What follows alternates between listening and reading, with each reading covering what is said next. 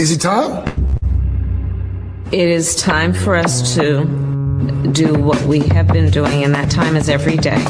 We'll see what happens. We'll know in a very short period of time, but it looks like it could be something that will be not good. Believe me, not good.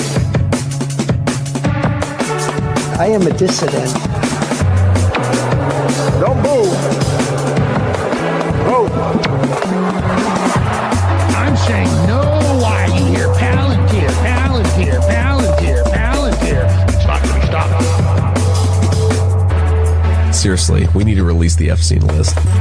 Turns off. I am not a church boy. Turns off.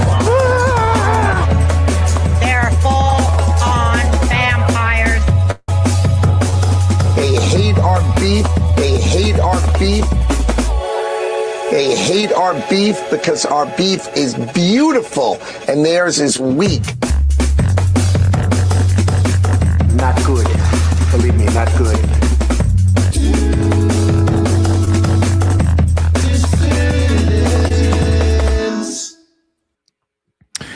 Hello, dissidents. Welcome, one and all, to a Tuesday midday edition of the Do Dissidents podcast. Keaton Weiss here with everybody. Making sure I didn't accidentally mute myself like I did last time. Got chubby fingers here. Don't want to hit my mute button on my microphone by accident.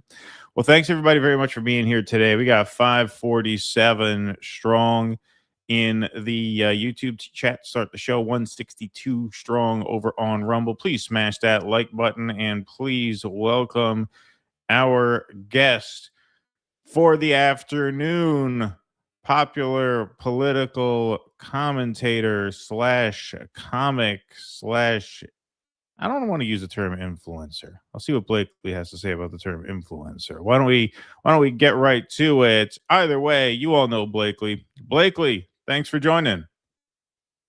Wait. Hello. Thank you so much, Keaton, for having me.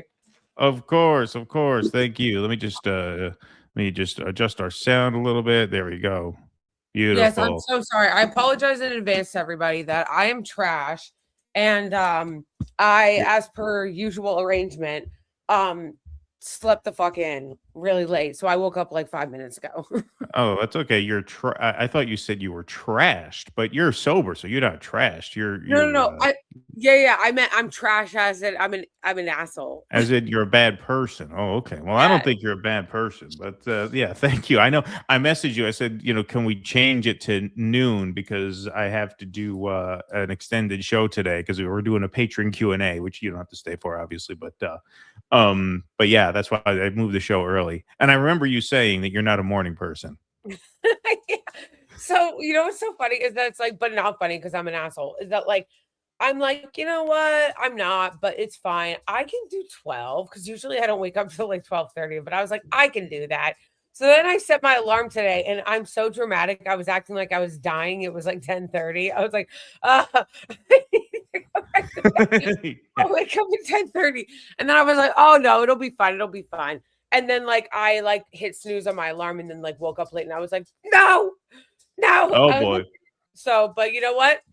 I got up and now I'm making coffee and it's okay because we're here together now. So shout out to everybody in chat. You made it. Well, thanks so much for joining. Really appreciate you making the time. Great to see you again. Yes. Yeah, it's crazy. So what would you say? Would you say you're an influencer or a commentator? You probably don't like the word influencer. I don't feel like nobody likes the word influencer, right? Yeah, I mean, I kind of agree with you.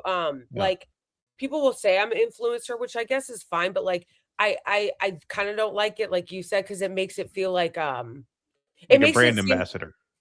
Yeah, or like I'm not serious or whatever. Right. Like I'm just like, oh, you're an influencer. Like I'm like, I don't know. It just feels it almost feels insulting. Right. People say, but then again, also I also don't take it that personally when people say, because I know people say it because it's kind of an interchangeable word sometimes for content creator. Right. See, I have a theory. My theory is that the difference between an influencer and a commentator is the aspect ratio on your videos. If you make the vertical content, people call you an influencer. If you make the widescreen content, they say you're a commentator. That's my theory. If you caption your words, then you're an influencer. Like in the presentation. Like if you do the vertical videos, that's more the influencer style. And if you do widescreen, that's more commentator style. That's my theory. It's a working theory. I don't know how good it is. Point though. Yeah. Yeah.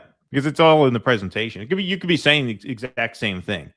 And I feel like if you present it like a TikTok video with the captions and the vertical format, people say, "Oh, that's an influencer." When it's here, this is like formatted for TV. That's more of a commentator. But anyway, let's get going, because I invited you to be on the show a couple weeks ago, and you said you were already on a podcast. So I think that was the I've Had It podcast, right? You did that. Yeah. So let's get right into this. So we're here with Blakeley. You appeared on Jennifer Welch's, that's her first name, right? Jennifer? See how big a fan I am of the show. Her I've Had It podcast. You went and sat down for about a half an hour interview, and I'm going to play a short clip of it in a minute. But how did your paths cross with Jennifer? Because she's more in the like rad lib lane. At one point she even tells you that she loves Liz Warren and you hate Liz Warren. So how did your paths cross? And generally speaking, I think her sort of opening up to more progressive and more lefty voices both inside and outside the Democratic Party coalition indicates a certain humbling of the libs since Trump won in 2024. Do you pick up on that as well? Yeah, I do. So that's kind of how, because like I've crossed paths with a lot of libs, obviously. However, it's usually very like I'm fighting with them. It's usually not in a positive way. It's usually like they're stitching my TikTok videos and attacking me because I insulted one of their queens, like when they all lost their collective shit because I wasn't kissing Jasmine Crockett's ass sufficiently for them. So like that's usually how I cross their path. I think I crossed Jennifer Welch's path because I saw her. I think the first time I saw her was when she was going after Rahm Emanuel in an interview. And I actually thought it was really funny. Right. And so I started kind of watching her. And I think that's how I started watching hers, because I liked that she stood out to me because so many of the libs are so fucking obnoxious. Never admitting that they're wrong. It's always the left. Everything is about oh, but what if we just were more right wing? What if that? This is why everything is the left's fault and blah, blah, blah, blah. And I think that I started listening to Jennifer Welcher, kind of being more attracted to listening to what she was saying, is because I related somewhat to her because she grew up in Oklahoma and she grew up evangelical Christian, and her co-host. I grew up evangelical Christian and in Colorado. So that was kind of I related to that. But then also grew up in, okay. But then also I was very interested in the fact that she was actually one of the few people that were liberal that was being at all self-reflective. Because we know that that's not how they are. Right. It's always what if we had more cowbell? Yeah, right. Yeah, exactly. Yeah. No.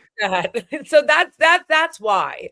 And I guess she had already, she told me that she had been following me. She thought my videos were funny or whatever. But usually that was how I started following her, was because I was interested in watching somebody who would even self-identify as more of a mainstream liberal actually show some kind of self-reflection. Yeah, sure thing. It's funny you mention, it's funny you touched upon, the fact that you grew up an evangelical Christian and so did she, because I picked the piece of the interview that kind of touches on that, which I'll play in a moment. But it's funny how you say that, she responded to the comedy in your videos, because I just, Jimmy Dore just guest hosted with me on Sunday. He just spoke at the Michael Parenti Memorial, renowned Marxist academic, scholar, scientist. And he talked about the same thing, about humor was really used as outreach. Humor is so important. Comedy is so important in the content creation game. People dismiss it as, tabloid or entertainment value. No, entertainment value is huge, because that could very often be the only icebreaker that catches someone's eye. Like if they're not predisposed to your politics, if you could make them laugh, they can't help but like you. I feel like people can't help but like someone who makes them laugh. Right, and it's also a way to reach people in a way that otherwise wouldn't have reached them. Like, I've had people tell me that, like, they, like, listened to something that I had to say because they thought a video of mine was funny in a way that they otherwise would never have listened to me because I just look like an aggressive dyke. Where, like, they're like, "Oh, yeah, lives in New York, mullet, leftist, queer," so, like, would not listen to me at all, but they saw something I said and they thought it was funny. So they were like, there was like a little crack. There was like a little, like, I agree with you. Like, it's not just about entertainment. Like, it's also about, I've always used comedy as a way to cope because I'm very traumatized. So it's like a way of like coping with like whatever my emotions are at the moment. But also it is a way to reach people in a way that otherwise, like, you wouldn't, like, because they might not listen to you. They might not want to hear you. And I know, we can never know exactly how we appear to people 100%. But I think I do know enough about myself to know that I'm probably off-putting to a lot of people. My tone, the way that I talk, the way that I present. So if I'm just talking to somebody in like a regular setting, if I'm just trying to convince them of something, I might be off-putting. So comedy is a great way to kind of get around that.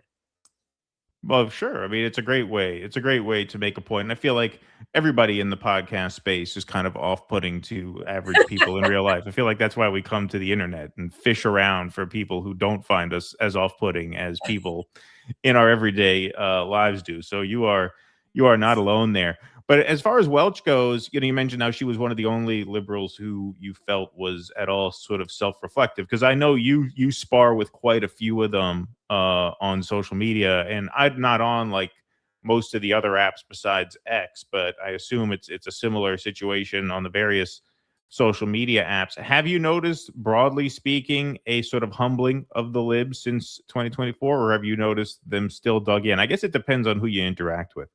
Right. So like some of them, yes, actually, like some of them have been a little bit more humble, a little bit more willing to listen. It's a lot of like the paid influencers, a lot of the content creators, a lot of the people who are politicos and shit like that, people who have a vested in financial interest not to learn any lessons from what happened in 2024. But I have noticed that like with some like what I like to call rank and file libs, just like the voters and stuff, they have been a little bit, not all of them, some of them are still annoying and defensive, but some have been like, oh, well, maybe it's us. Maybe we were wrong. Maybe the left was actually right about what they were saying. And that is new because the left is constantly always attacked and marginalized and always blamed for everything that the Democrats do. And that is, I think, actually why the Democratic Party and the establishment libs are being so aggressive right now. I think one of the reasons why they're being so aggressive against the left is because they are starting to see that there are some like mainstream liberals that are starting to be like, wait a minute. And they're like, no. You know what I mean? Well, absolutely. I mean, they were definitely caught with their pants down. I mean, it has definitely been a massive humbling. I mean, one of the things you talk about in the clip I'm about to play is the idea of harm reduction voting, which we'll get to in a moment. But I think this last year and a half has really scared a lot of people straight. And I think it's scared people straight in lots of different ways. People of all different kinds of political points of view. But I do sense, yes, broadly speaking, that there is some more open-mindedness on their part. So without further ado, I'm going to play a few minutes of your appearance on the Jennifer Welch I've Had It podcast. You talk here a little bit about AOC, and then you do touch upon your background as an evangelical Christian. So there's a lot to get into here. I will not stop the video. I'll just let it play all the way through, and then we'll unpack it a little bit, as they say. Okay. Sometimes when I'm on the algorithm and there's a lot of leftists, what I like about you is you're not scared to be an attack dog. You're not like, oh my God, we have to do it all PC and everything's great. You're like, we got to win. We got to dismiss. And I like that fight. I see a lot of stuff about AOC, a lot of bedwetting about AOC. And Axios reported this. Let's pop this up. Axios, AOC wrestles with the left-wing Dems as 2028 decision looms. In private, Ocasio-Cortez has fumed about the criticism, believing it's unfair and counterproductive for the progressive movement. One liberal strategist told Axios that AOC has lamented the left was not there for her and that they are never pleased. Okay, so my take on this is there's a little bit of truth in that. I do see sometimes, as a person I'm a Democrat, and I'm definitely more than center left, but not quite all the way as left as you and my friend Hassan. I do see that there is this like demand for perfection and this very quick takedown of the people that we have that are fighters. Do you see that? Do you think that's productive? Give me your take on all that. I do see it because if anything, sometimes I will call myself a progressive because sometimes people to my left will tell me I'm not left enough. Right, so there is a little bit of that perfectionism because I'll be like, as a leftist, and sometimes I'm a little hesitant to call myself that because I know that there's a communist in my comments coming to be like, leftist, you're a shit lib because you vote. You're a moderate. You're a centrist, right? Which okay. Like, so I say I'm a progressive because I do vote. And I believe in harm reduction voting. I do, but I also believe in holding people accountable and not continuing to enable abusers. So there's harm reduction, and then you're actually not reducing harm. You're being the wife that's allowing the husband to still beat the shit out of their kids and telling them that you're trying to protect them. With AOC, I do think that, yes, there is perfection. I'm not an unreasonable man. I'm not like, no, the left is perfect and this. Like, I sympathize with the libs sometimes and we'll be like, no, we need to be a little bit more understanding in certain areas. And I think my theory is, and you'll understand this as somebody who also grew up with a lot of evangelicals, is that I actually think that one of the reasons why the left can be so harsh sometimes is because they just haven't deconstructed their abusive evangelical Christianity that they grew up in. They just grew up and became atheists, but they never deconstructed that kind of religious abuse. So they're very harsh and they're very quick to punish. Okay, so there's a lot there, but I would like to start with the last piece because you brought that up. We were talking earlier about this theory of religiosity and sort of rigid political dogma. Can you expand upon that a little more? Because I think that's an interesting point. You mentioned that she grew up evangelical as well. Well, I think she was an atheist. However, she grew up in an incredibly religious town and was like friends. Angie, who's like her co-host, was like a very indoctrinated evangelical. So I think Jennifer was always an atheist, but basically she grew up in the Bible Belt around people like that. So she knew that.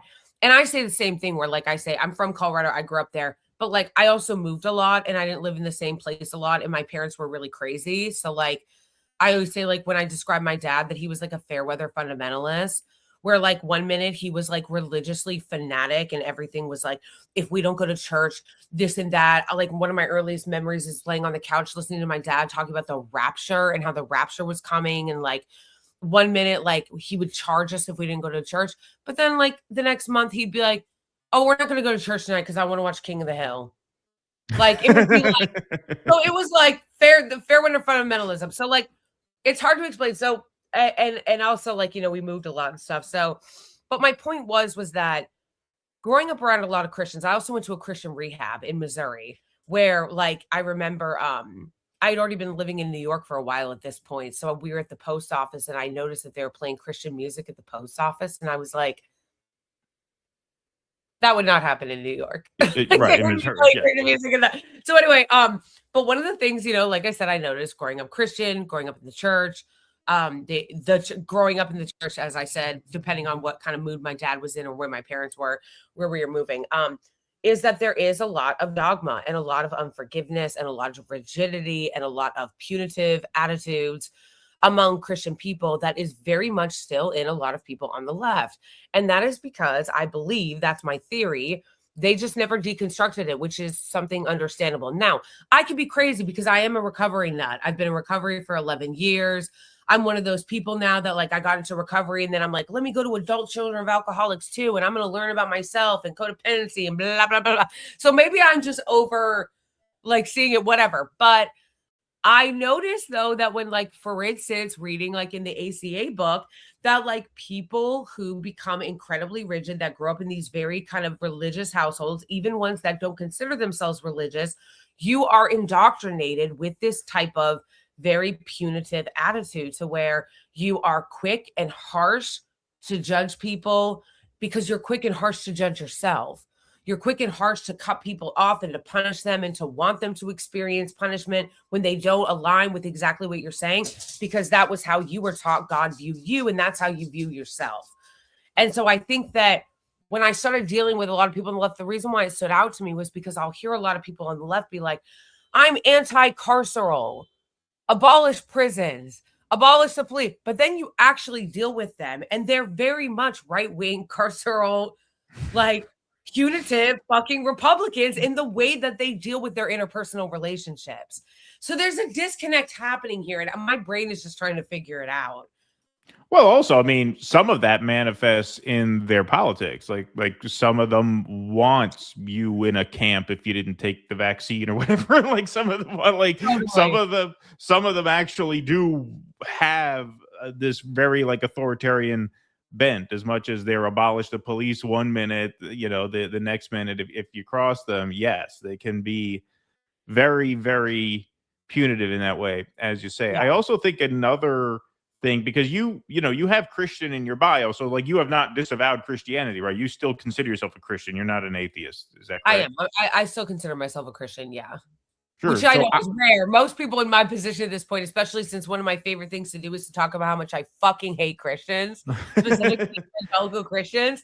I do still identify as a Christian. I'm a Christian who just doesn't like, this is what I realized about myself, Keaton. It's not that I actually hate Christians. I hate American Christianity, American evangelical Christianity.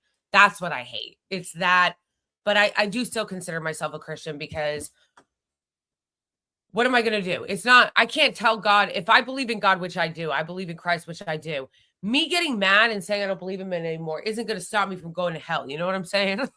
That's true. In fact, it'll probably increase the odds of you going to hell, I would imagine. I think that's how it works. I mean, I'm not a Christian myself, but I'm pretty sure if you tell Jesus, fuck you, I don't believe in you anymore, I'm pretty sure that is the path to hell, not to heaven. Yeah. I think I understand that much. Exactly. Yeah. So yes, I do still identify that way, but it's hard for me because I can't stand them, most of them. Right. So you're a religious person. What I tended to see, because in the run up to the election, when I was not sure Trump was going to win, I sensed the depressed and apathetic country, which usually manifests in status quo elections. And I misread that, and I own that. But one of the things that I noticed about the Trump movement coming down the stretch of the campaign, and it seemed like a lot of people in MAGA world, especially at the influencer level, but also at the rank and file, seemed like this very like religious revivalist kind of movement.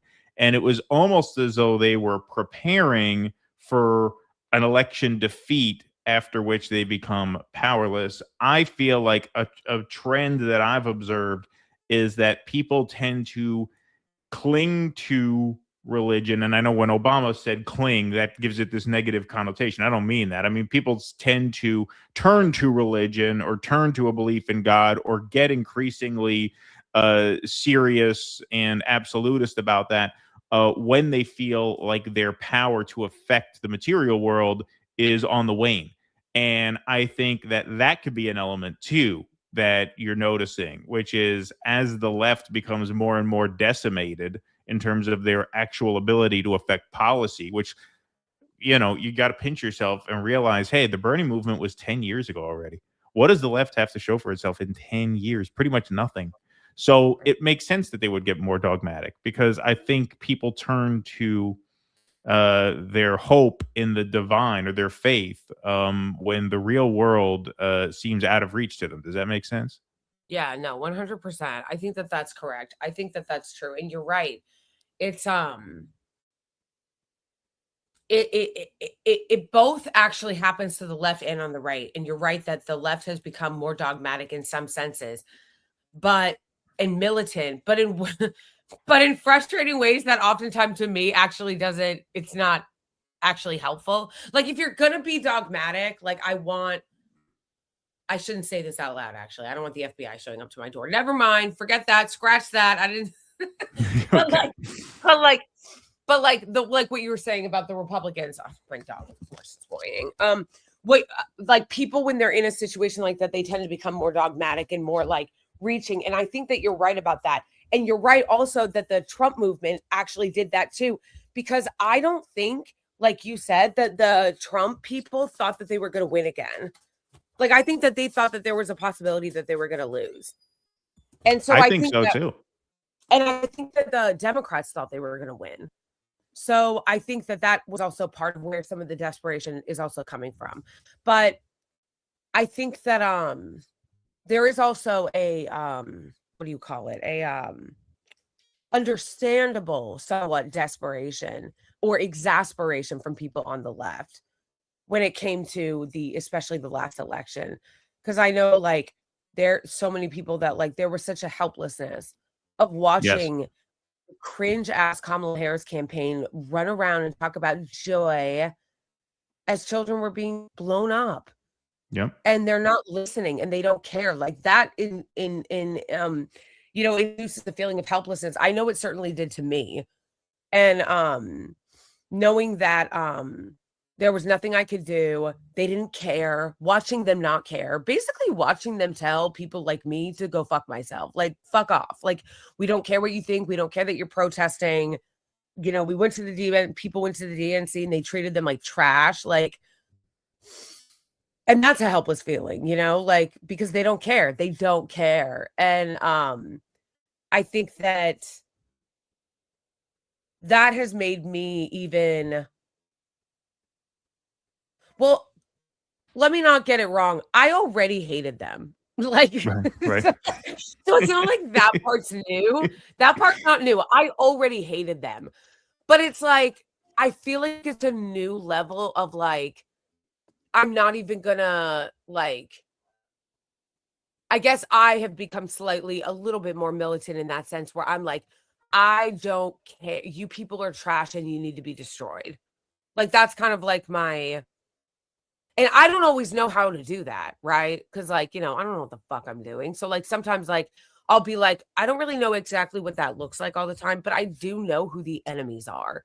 And so sometimes I'm just like, you people need to be crushed. Like, I don't care. I'm not going to try to be nice to you. I think that's one of the reasons why I'm so fucking, like, I'm always, like, going after people, especially people in the media and politicians and their little fake paid allies, is that it's like, I feel like I'm like, I have no patience for these people. These people are garbage. These people are trash. These people need to be fucking defeated. All they care about is money and their own power. Yeah, well, I think, you know... where I was going with that. I'm not even making sense. You asked a very legitimate, like, question, and I just, like, trailed off. I'm sorry.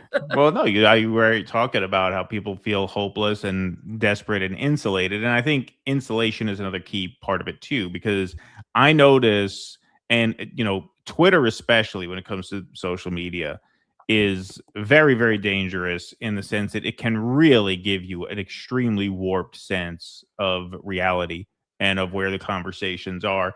It's amazing how quickly the algorithm will adjust to what you want to see.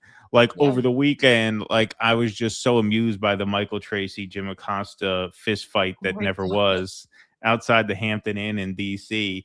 And this happens. It's insane. I saw you retweeted my AI billboard that I made. That was funny.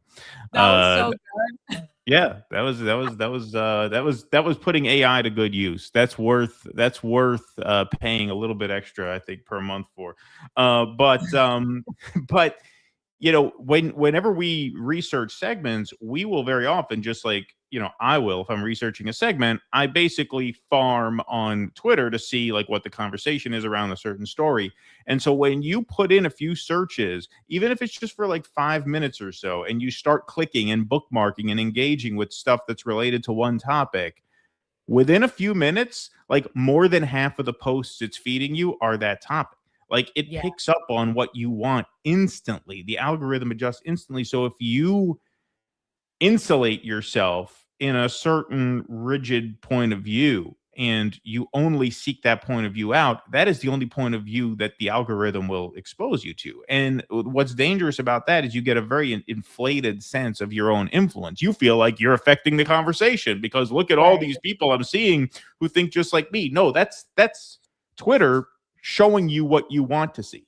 That's not a representation of what the conversation is. When I was doing research for that Tracy segment, within 10 minutes, 90% of what it was showing me was Michael Tracy wanting to fight Jim Acosta. That's not what the world was talking about in that moment. That's what I wanted to see. And so I feel like that also really goes a long way in convincing people that they're onto something they may not be onto, which of course makes them more dogmatic, right? And more emphatic in the idea that they are correct about everything and everybody else is wrong. 100%. No, you're totally right about that. It's not just Twitter. That's like most of the social media apps do that. Like TikTok. Well, TikTok was better about it. I mean, they've kind of fallen apart since the Ellisons took it over. It was honestly way better under the Communist Chinese Party. It was way better. It sucks now. It fucking sucks now. But like it used to be really good like that. You would watch like 2 videos and it would start to populate like everything. But then in some ways, like it won't listen to you because of the fact that I don't want to be stuck in a bubble, I will oftentimes try to engage with right-wing content on TikTok because I want to see what's happening in the right wing. Like I'm always like following right-wingers like on Twitter. Like I watch right-wing shows on YouTube sometimes because I want to see what's happening. And I want to know what they're saying. You know what I mean? Like I don't want to just be like looking at what the left is saying. But on TikTok, I noticed that they weren't giving me any right-wing content in my algorithm, even though I was trying to engage with it because I wanted to see like what they were saying. And it is amazing because if you were to open up my TikTok, you would think that everybody was just like somebody who really cared about Medicare for all and Palestine and the war in Iran. And then you like go into somebody else's TikTok and it's like this guy being like, this like MAGA guy, like basically like dancing to the YMCA song and being like, MAGA 10, liberals 0. Yeah, right, exactly. Because he was celebrating all the wins because Trump's going to put his name on currency. And I was like, yeah. Bizarre stuff. So as far as the AOC stuff is concerned, because you could see, Jennifer is still very much in the party. And one thing that jumped out to me watching the whole interview is, as much as, I give her credit for stepping outside of her comfort zone, I guess, as much as she can. People like Jennifer, it seems like they mean well, but it's like I'm watching an alternate reality where the system is reformable and redeemable on its own terms. And I think what distinguishes people like Jennifer from much of the left, like point for point, policy for policy, I'm probably like more or less in alignment on like most things. I don't know how many things, but probably, generally speaking. But she seems to be operating under the premise that the Democrats are imperfect partners in achieving these goals, when it seems to me as though they are like active enemies. And so where do you come down on that question? Where I come down on is I feel like at this point they're active enemies, but I understand why she feels that way because that's how I felt for years. And I think that's how a lot of people come to the left, is going through that constant disappointment. You eventually start to be like, oh, wait a second. This isn't an accident. This actually isn't an accident. The revolving villain is a strategy. It wasn't just that there happened to always be 3 Democrats to join the Republicans to fuck us over. Although like I'm not where she is anymore, I understand where she is.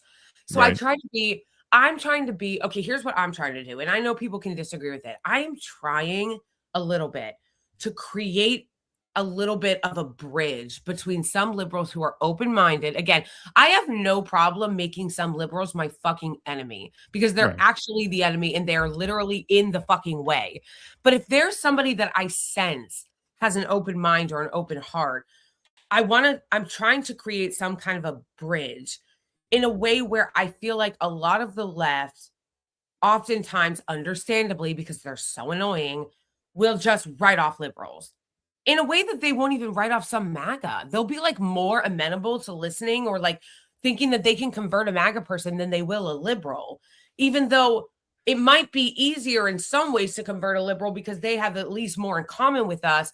But at the same time, again, somebody can argue and quibble with that. I understand why some people feel that way, because also liberals are very obnoxious and they're very like they know everything, and they tend to be a little bit more elitist, like in whatever, like more than voters, I should say, because don't get it twisted. The Republican Party is elitist. Okay. Not like maybe the voters in a lot of ways, but so that's kind of how I feel. Like, I don't agree with her when it comes to like where that the Democratic Party is, but I'm trying to create more space to try to bring more understanding and more solidarity between the liberals and the left, who are actually the liberals who are willing to learn and to listen and to grow, where I feel that Welch is. But also because I don't always hold it against people when they think stuff like that, because it is the job of the left, and we fail to do so, to create something better for them to see.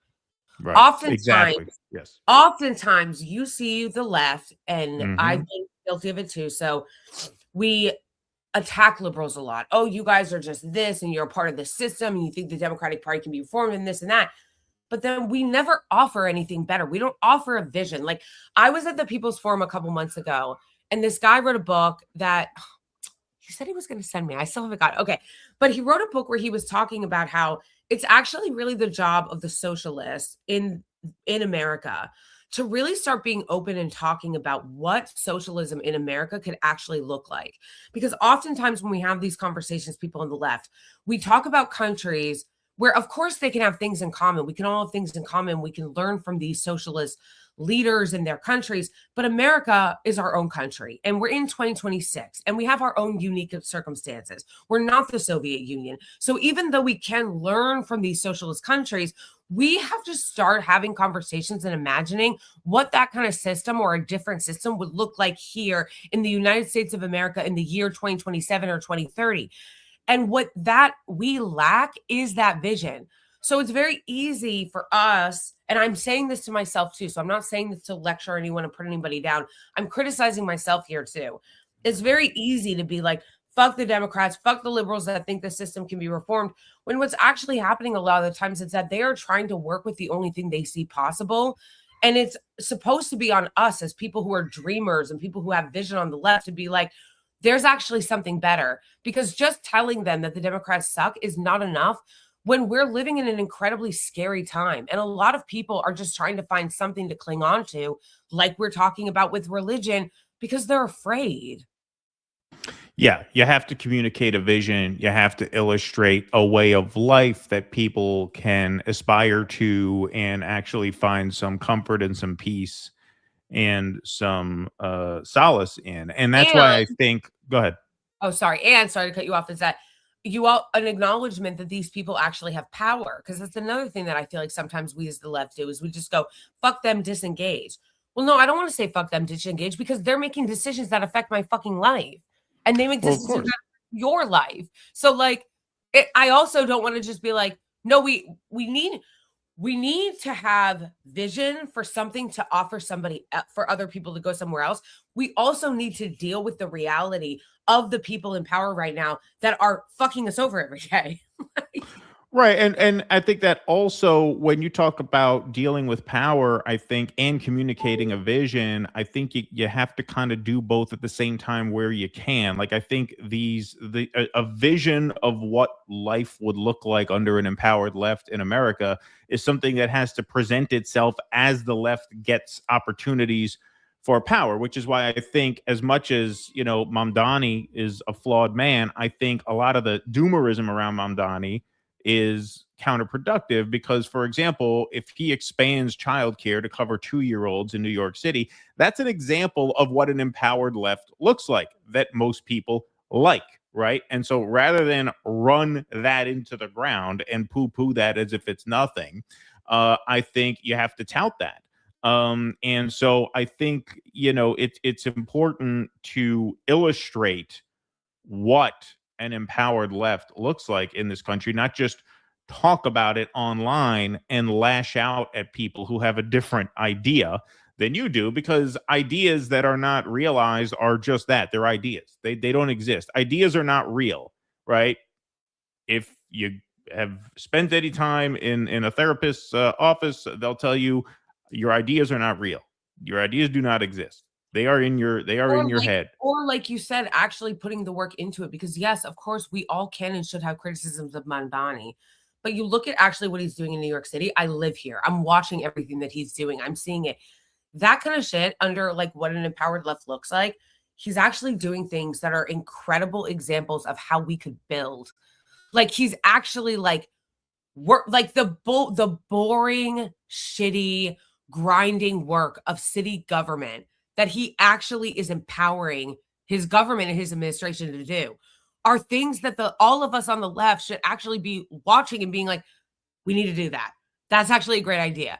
How he is empowering his administration to start to go after the slumlords and to focus on things like, you know, picking up trash and filling up potholes and actually paying detailed attention to that, while also he's attempting to build power within city government and elections. Like, yes, again, like, I hate that people have to, literally people will get so mad at me for like complimenting Mamdani. Oh, fuck you. You're just glazing Mamdani, blah, blah. I'm like, my gosh. I'm not glazing him just to be glazing him. Like, I will criticize Mamdani where it's necessary when he does something that I think is wrong, like endorsing Hakeem Jeffries. However, Of course, like you said, I'm not going to shit on everything that he has done when he is legitimately actually doing really good things in New York right now. And he's setting an example for what an empowered left could actually look like at the city level. We should be building on that.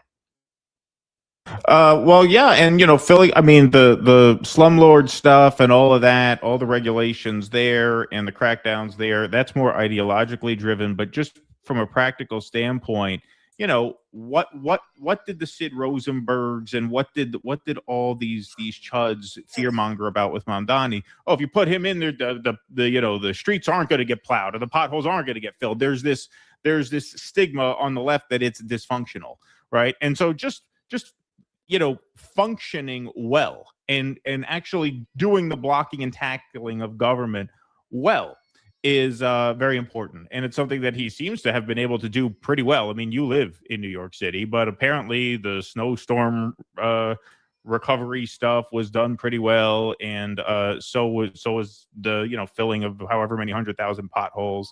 Yeah, I mean, it seems to be that when you have power, you have to wield it in a way that entices people to give you more power. Power begets power, and powerlessness begets more powerlessness.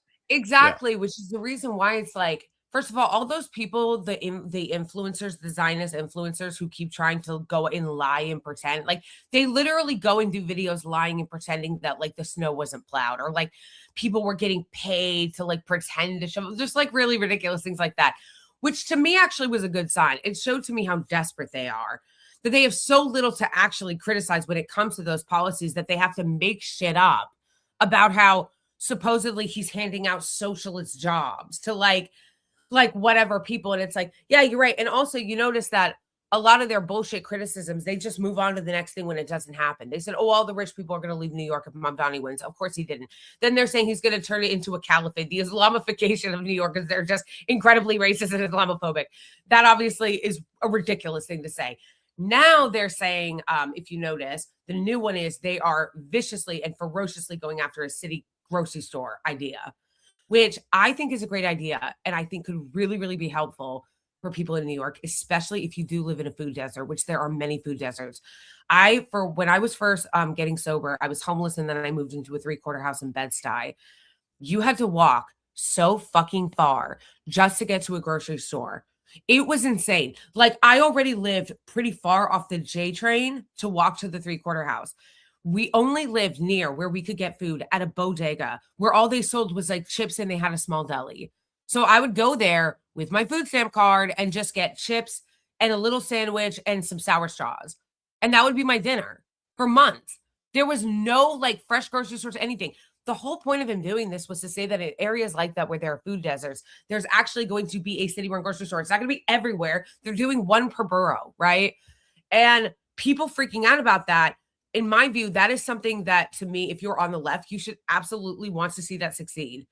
We should want to see that succeed, because if you, like you said, power begets power. And if people start to see, one of the reasons why the left has not been empowered is because there is this kind of trope about the left that we talk a lot, we're very ideological, but we don't actually do anything.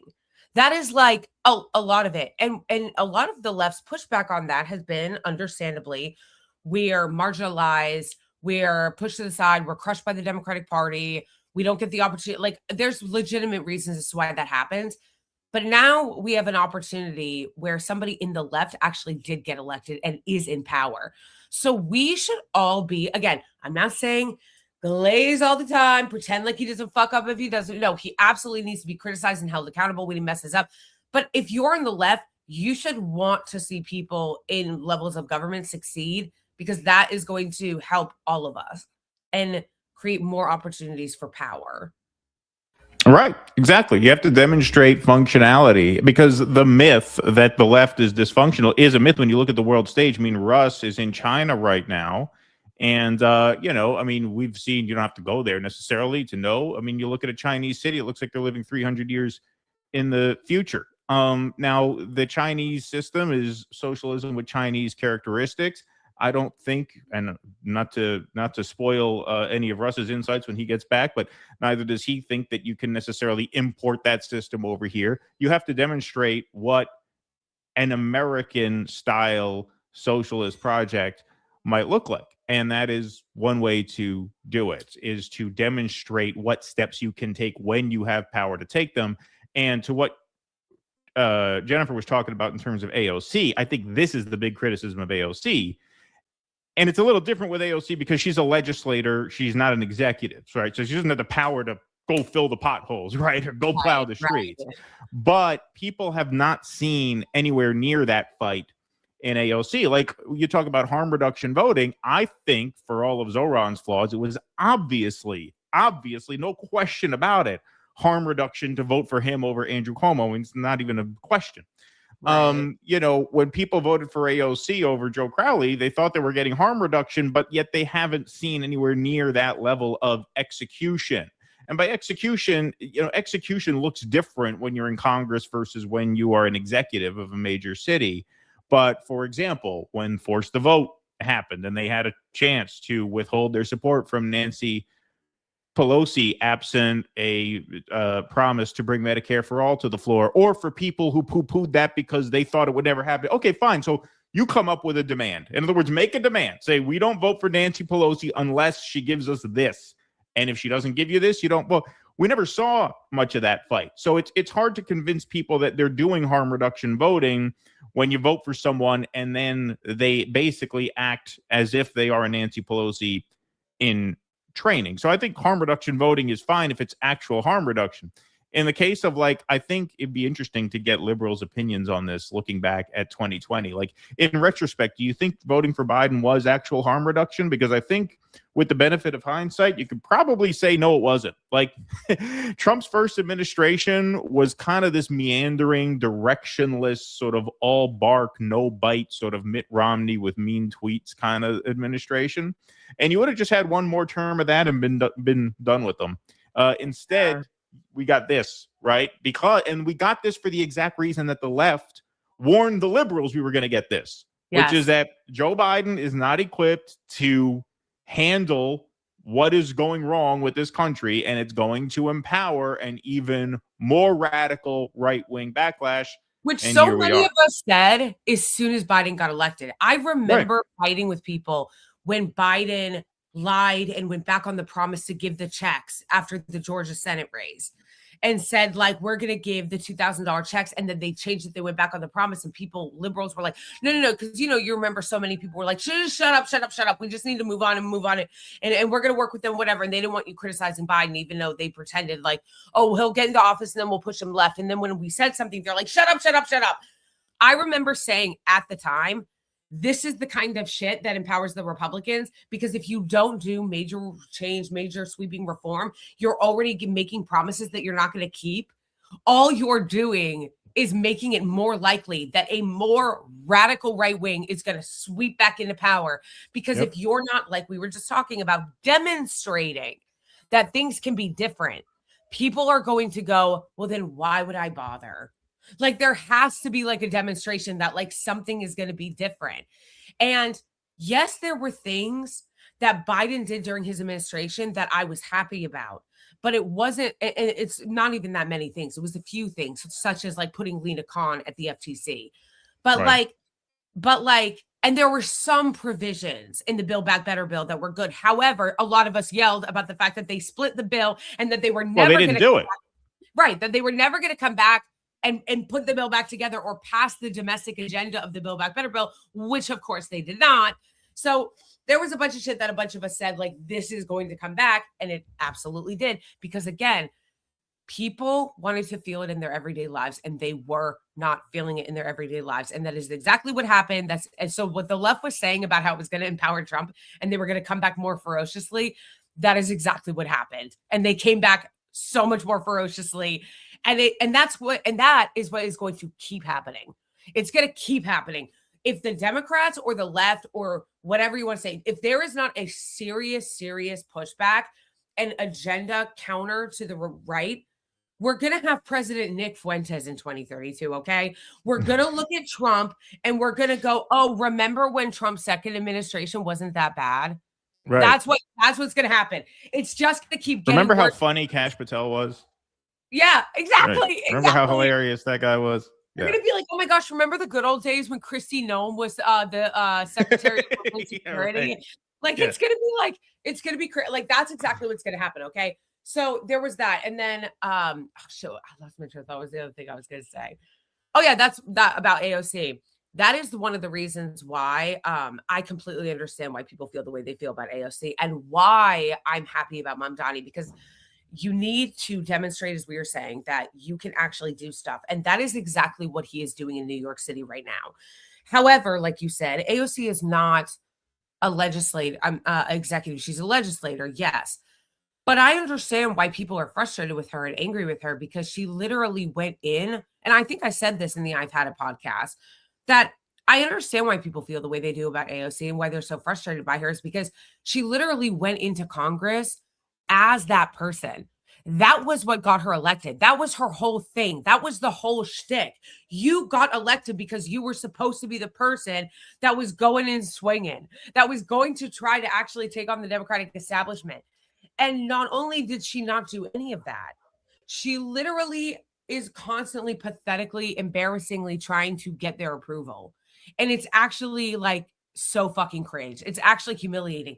She thinks she's playing HD chess and she's going in there and she's gonna, like when she got humiliated with the Jerry Connolly thing, when she was like trying to get the chair of the oversight committee and they all like backstabbed her and like embarrassed her. Like, so it's like, she thinks she's playing this like inside game, but like it's never actually going anywhere, which again is the reason why when people talk about her being president in 2028, I'm like, LOL. Yeah, like, no, LOL. Like, she is not ready for fucking prime time. Her political instincts suck. Yeah, no, I mean, that's a total non-starter, I think. But I think, you know, you mentioned Build Back Better. People think that like, oh, the left, people on the left love AOC. I know there are a lot of people on the left that love AOC, but for me, as somebody who would identify myself on the left, I don't love her. I don't trust her for exactly the reasons why we're talking about. I did love her. I was excited when she got elected, but I've now got almost 8 years of evidence of what she would be like would she become president, and I'm not interested in that. Yeah. And, you know, I think what it comes down to is an unwillingness to embarrass your own party. Like you mentioned, the Build Back Better. I think there was a lot of good stuff in the Build Back Better provisions, but the Progressive Caucus promised to hold out and fight for it and not pass the corporate infrastructure bill alongside it. And they caved. And the reason they caved in the end is because they were not willing to embarrass their own party and their own president. They were not willing to let Joe Biden walk away from the negotiations with his dick in his hand. Whereas Joe Manchin was.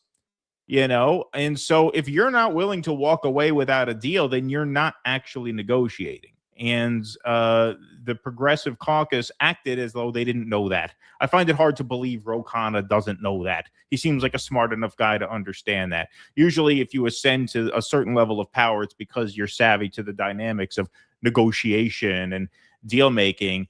And yet they ended up just caving and giving everything away for nothing, because what they got in return was the party got a win. And that's ultimately the corrupting influence of party politics, is if you're not willing to embarrass your own party, you're not actually negotiating for anything. When you contrast that with the Republicans, when they had their forced to vote moment, what did they put Kevin McCarthy through like 15 rounds of voting until he gave them what they wanted to vote for him? That was a fucking embarrassing thing for the Republican Party to go through. But the Freedom Caucus made them do it, and the Progressive Caucus just didn't. And that's the real difference there, I think. Yes. And that really made itself very known.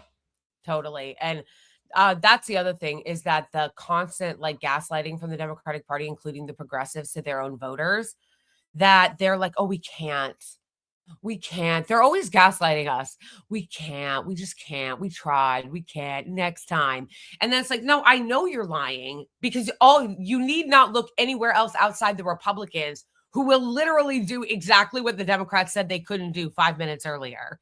Like, and then the Republicans will go and do it. And we're like, wait, you said you couldn't. Oh, but the parliamentarian and the filibuster and it's like, you make such a good point, because I think I focus a lot on their corruption, which absolutely we all should. But you're right about, like, which I don't focus on enough, but you're right about, is the party mindset of like, we want to get a win and we don't want to embarrass the party. But again, that's the other thing that makes me insane, though, about the Democrats, including the progressives, is what little bitches they are. I can't stand it. They're such little bitches. Like, the Republicans are willing to embarrass their party in a way that I just, like you said, the Democrats just have not been able to do. And I think that I can think of maybe one or two Democrats that actually have like said something against the party. But like, remember Pramila Jayapal as head of the Progressive Caucus? She was fucking embarrassing. She was fucking embarrassing. Yeah. And she was like, remember when she was asked about it, and she's like, yeah, but we got a seat at the table. Yeah, we got a seat at the table. Who knows how many? I mean, I didn't get any fundraising emails because I don't think, on any of the lists at the time. But I'm sure they raised a fuck ton of money with emails like, we're holding the line for Build Back Better. And then they fucking didn't, right? No, I totally. mean, it's beyond cowardice. Like, it's fraudulent. I am on the email list, not because I want to be. They literally make you sign a contract in blood or something, because I like signed up for email lists like 10 fucking years ago. And since then, it doesn't matter how much I unsubscribe. They have my phone number. They'll text me. They'll be like, hey, I'll get text messages from people I don't even know who are running for office in some random congressional district in Iowa. They'll be like, hey, Ted Lancet here, running for Iowa's 3rd district, Republican. I'm like, yeah, right. Number. Exactly. Yeah. How do I know who you are, Ted Lancet? Right. So like you said, I remember some of the fundraising emails, and I remember another thing that made me insane. I started like really hating her, like not, it's a strong word, but you know what I mean? I'm using it colloquially. I started really hating Pramila Jayapal because she would be caving nonstop to the Republicans. And then she'd get on Twitter and be like, it's time for Medicare for all. Yeah, they all have these like boilerplate tweets that they tell their staffers. They must just set it on auto, like fire this off every 3 days. You know, it's time. The time has come for this. And yeah, exactly. The time has come for this. Or they'll do these things where they constantly tweet as if they have no power, which is another thing that makes me insane. I understand the difference between the executive and legislative. But these politicians, all of them still have power. They have the power of the bully pulpit. They've got the power of negotiation in their caucus. They love to tweet as though they're powerless. They'll be like, everybody needs to stand up. Like, they all do it. Democrats love doing this, where they love to put it constantly on you, even though you already did your part to fundraise for them, for volunteer to get them elected. And then they'll be like, Chuck Schumer will get on TV when it's his fucking job to win votes. And he'll go, it's time for the American people to rise up. I'm like, you are the person that's supposed to be rising up, you fucking turtle ass bitch. Yeah. I feel you. All right. I got to take some super chats and some Rumble rants while you get your coffee set up there. Also, folks, we are heading over to our members only post game today. If you are a member at Patreon, Substack, or Locals, you have the link. We got 11 of you guys over in the members only room today, but we will be doing the last couple segments of the show. I'll be doing those myself, and then I'll be taking your call in for Q&A. Also, Russ is debuting his new video on Russ on the Road, Americans Shocked by China Train Station. Cool video about the high-speed rail over there. That's premiering at 2:15.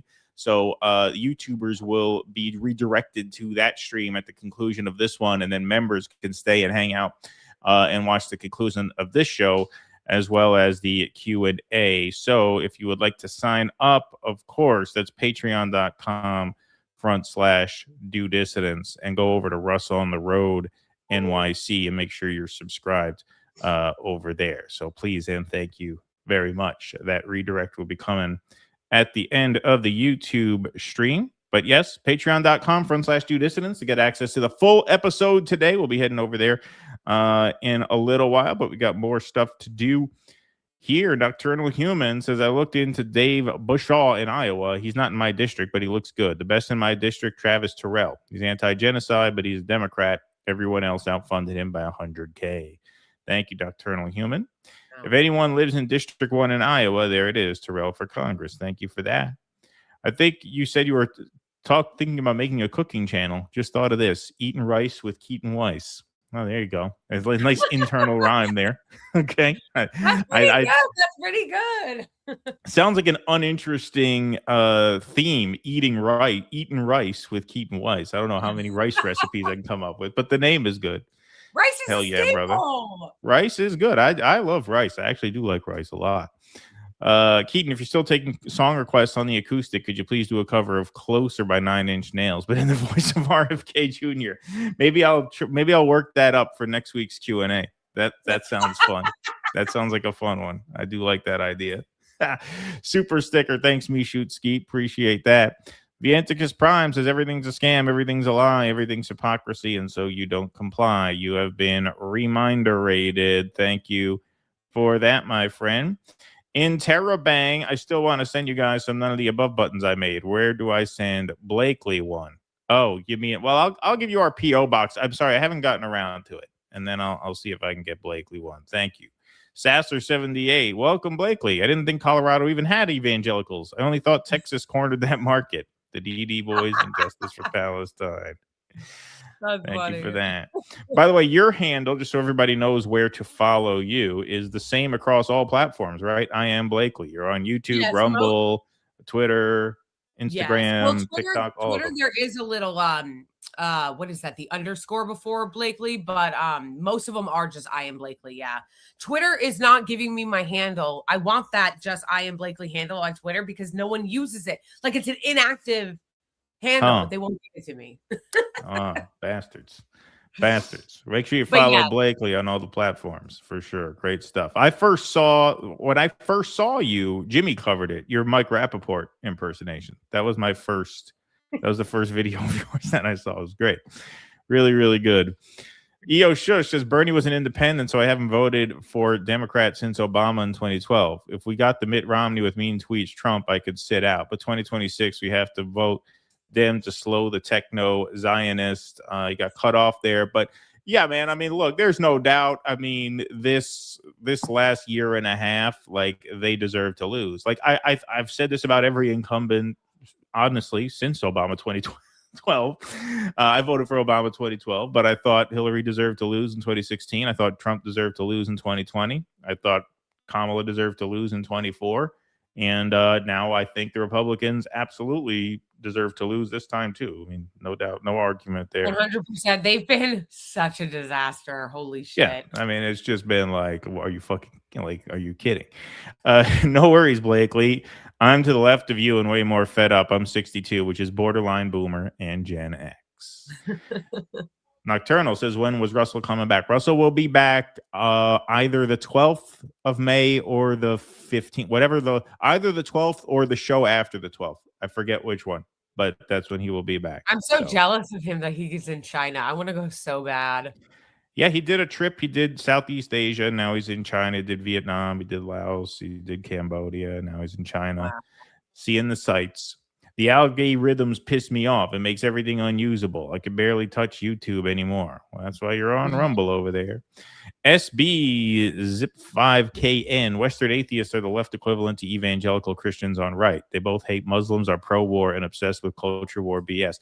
That's true. You mean like the new atheist types? Yeah, for sure. Oh my gosh, like the Sam Harris types? Yeah, exactly. Exactly. Comedy only works if it's true. That's why comedians were banned at the dinner, and to Keaton's frequent point, Zionists are the most unfunny Jews on the planet, and the last thing they want is the truth. Thank you, Pete Sweet. Appreciate that. Pete Sweet's in Vietnam. Pete Sweet ran into Russell by chance in Vietnam. How do you like that? Small world, right? Oh, Small funny. world. And you know what? It's funny that you said that. I didn't know you said that because I said the same thing. I was like, growing up, all my favorite comedians were Jews. So why is it that Zionists are so criminally unfunny when like Jews are generally really funny? Like, what happened?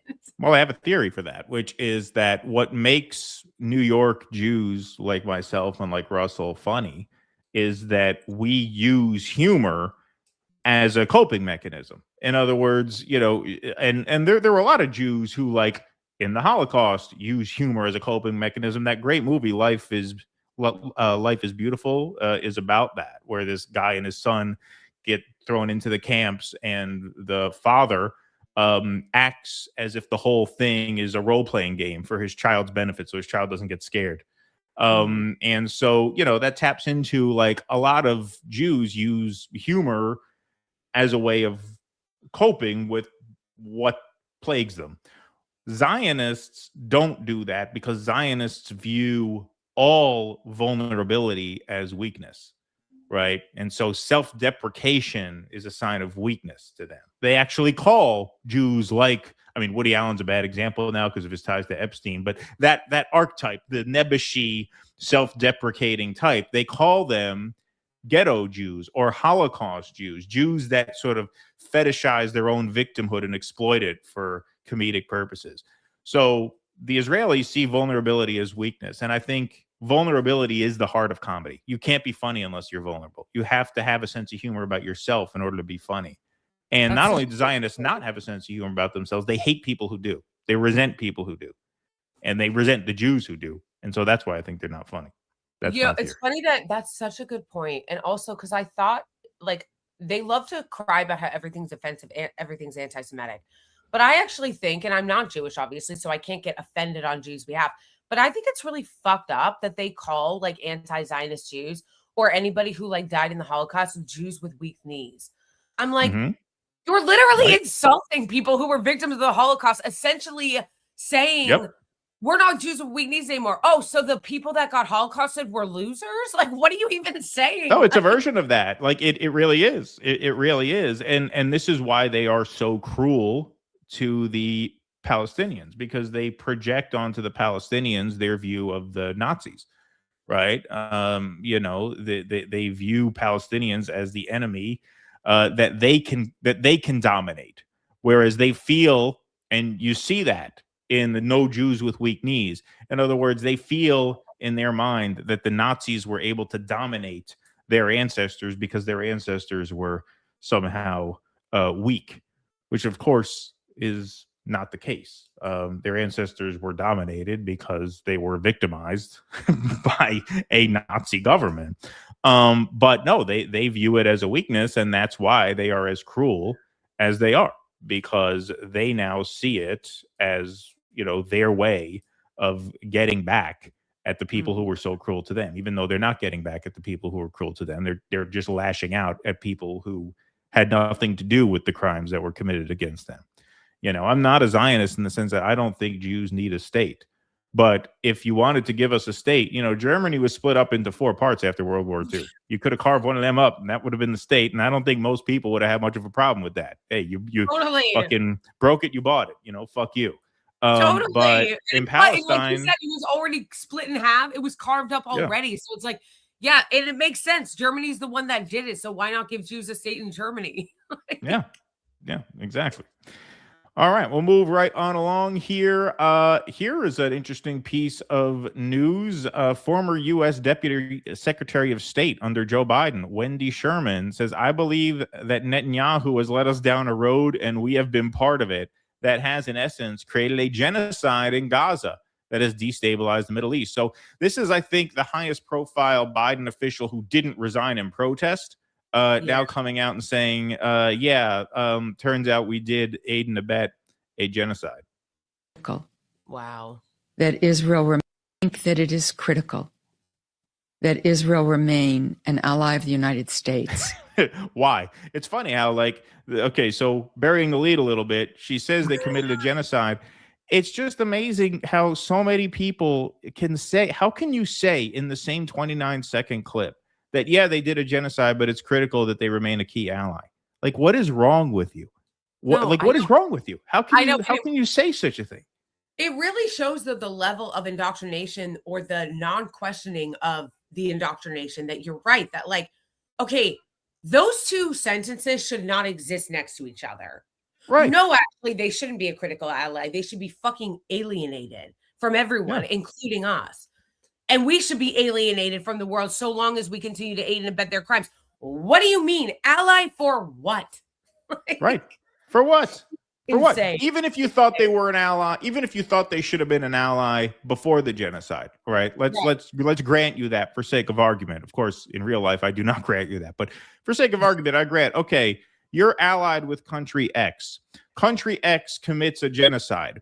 Should you any longer be allied with country X? If that's shouldn't that nullify whatever agreement you have to be allies? Yes! How could you say while admitting they committed a genocide, you say it's still important that they're a key ally of ours? No, the indoctrination runs deep. Even guys like Dennis Kucinich, who's been, outspoken for Palestinian rights, has said, we consider Israel a friend. Why?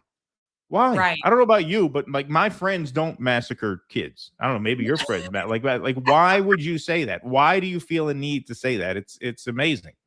It is. And that we protect the right of a Jewish state.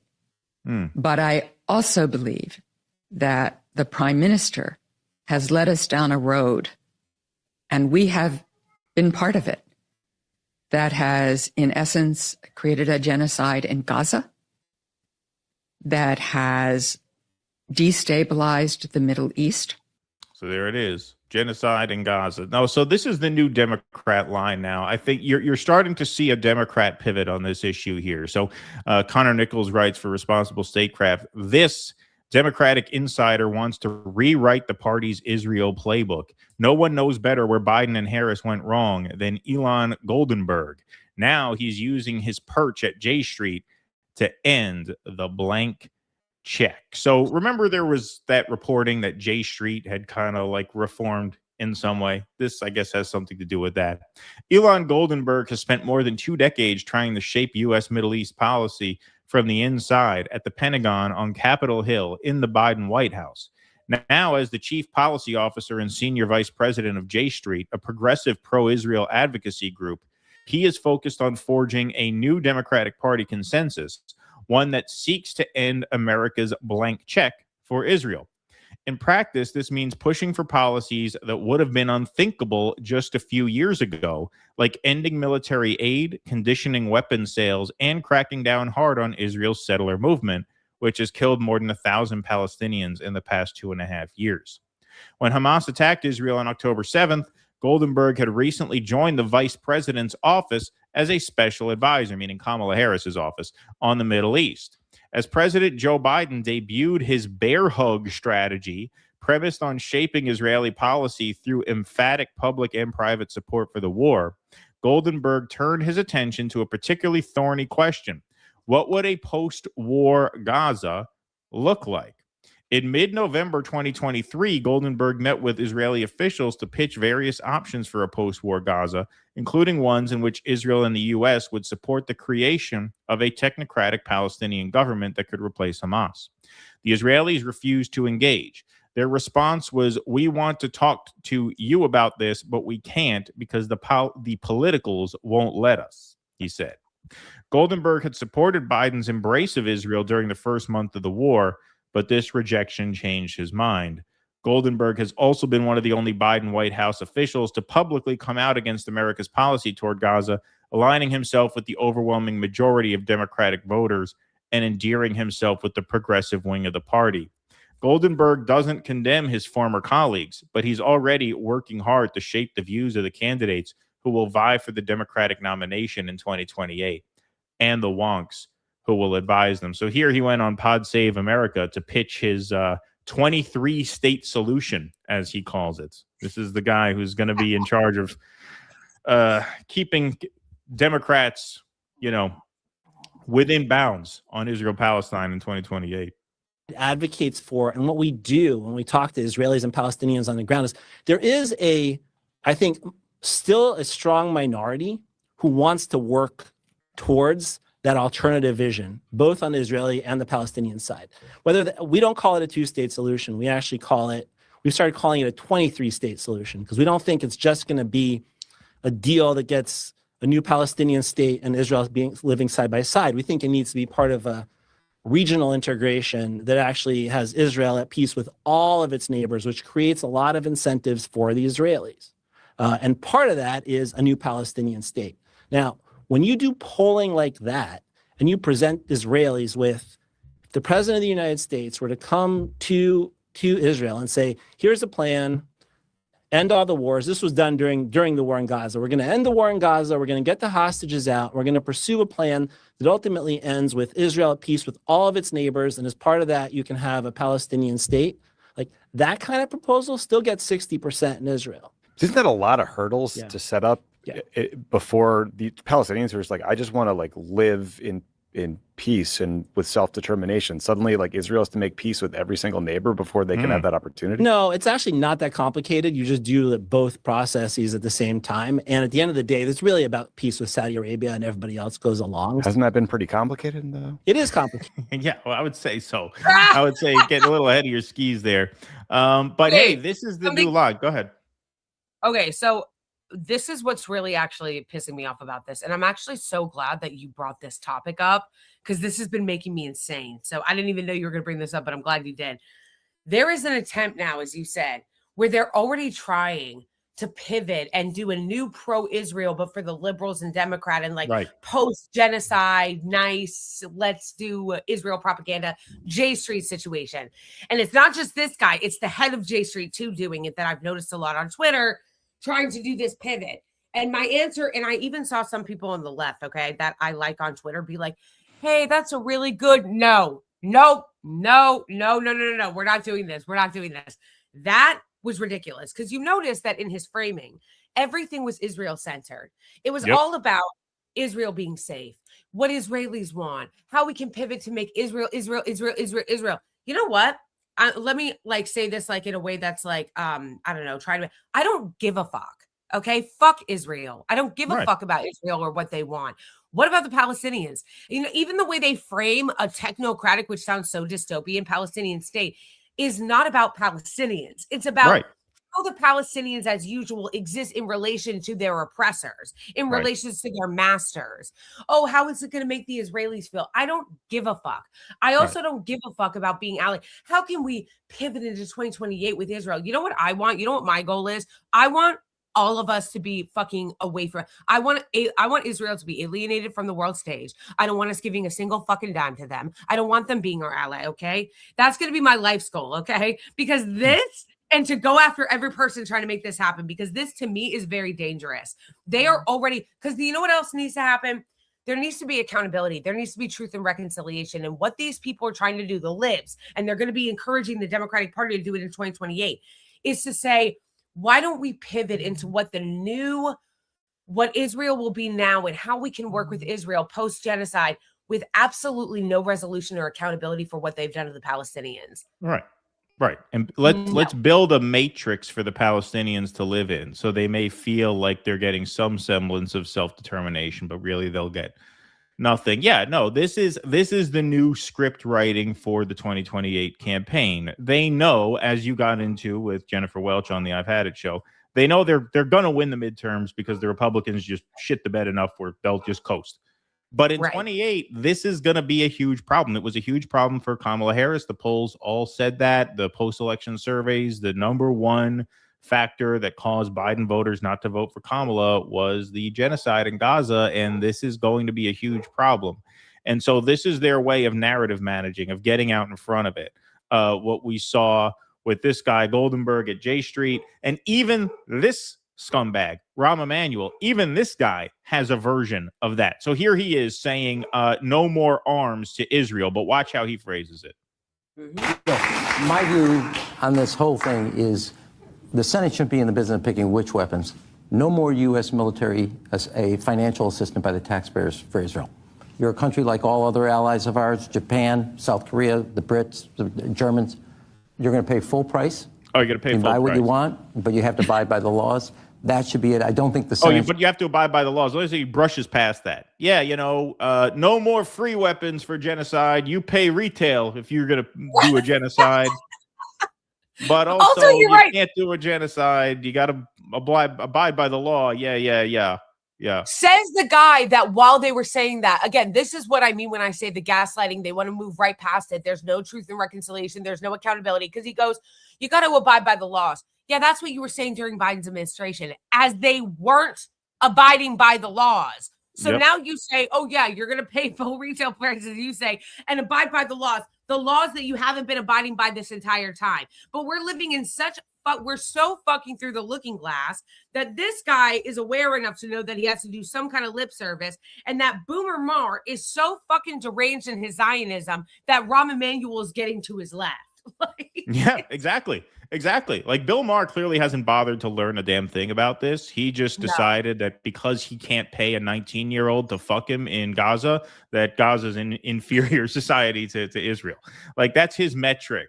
That's how he views any civilization. That's how he evaluates it. Can I pay a college girl to fuck me slowly and pretend that she loves me?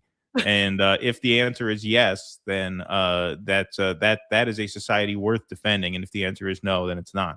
And by the way, I'm not joking. You should see. There was this porn star who said that she went to his house and basically he bought the girlfriend experience from her.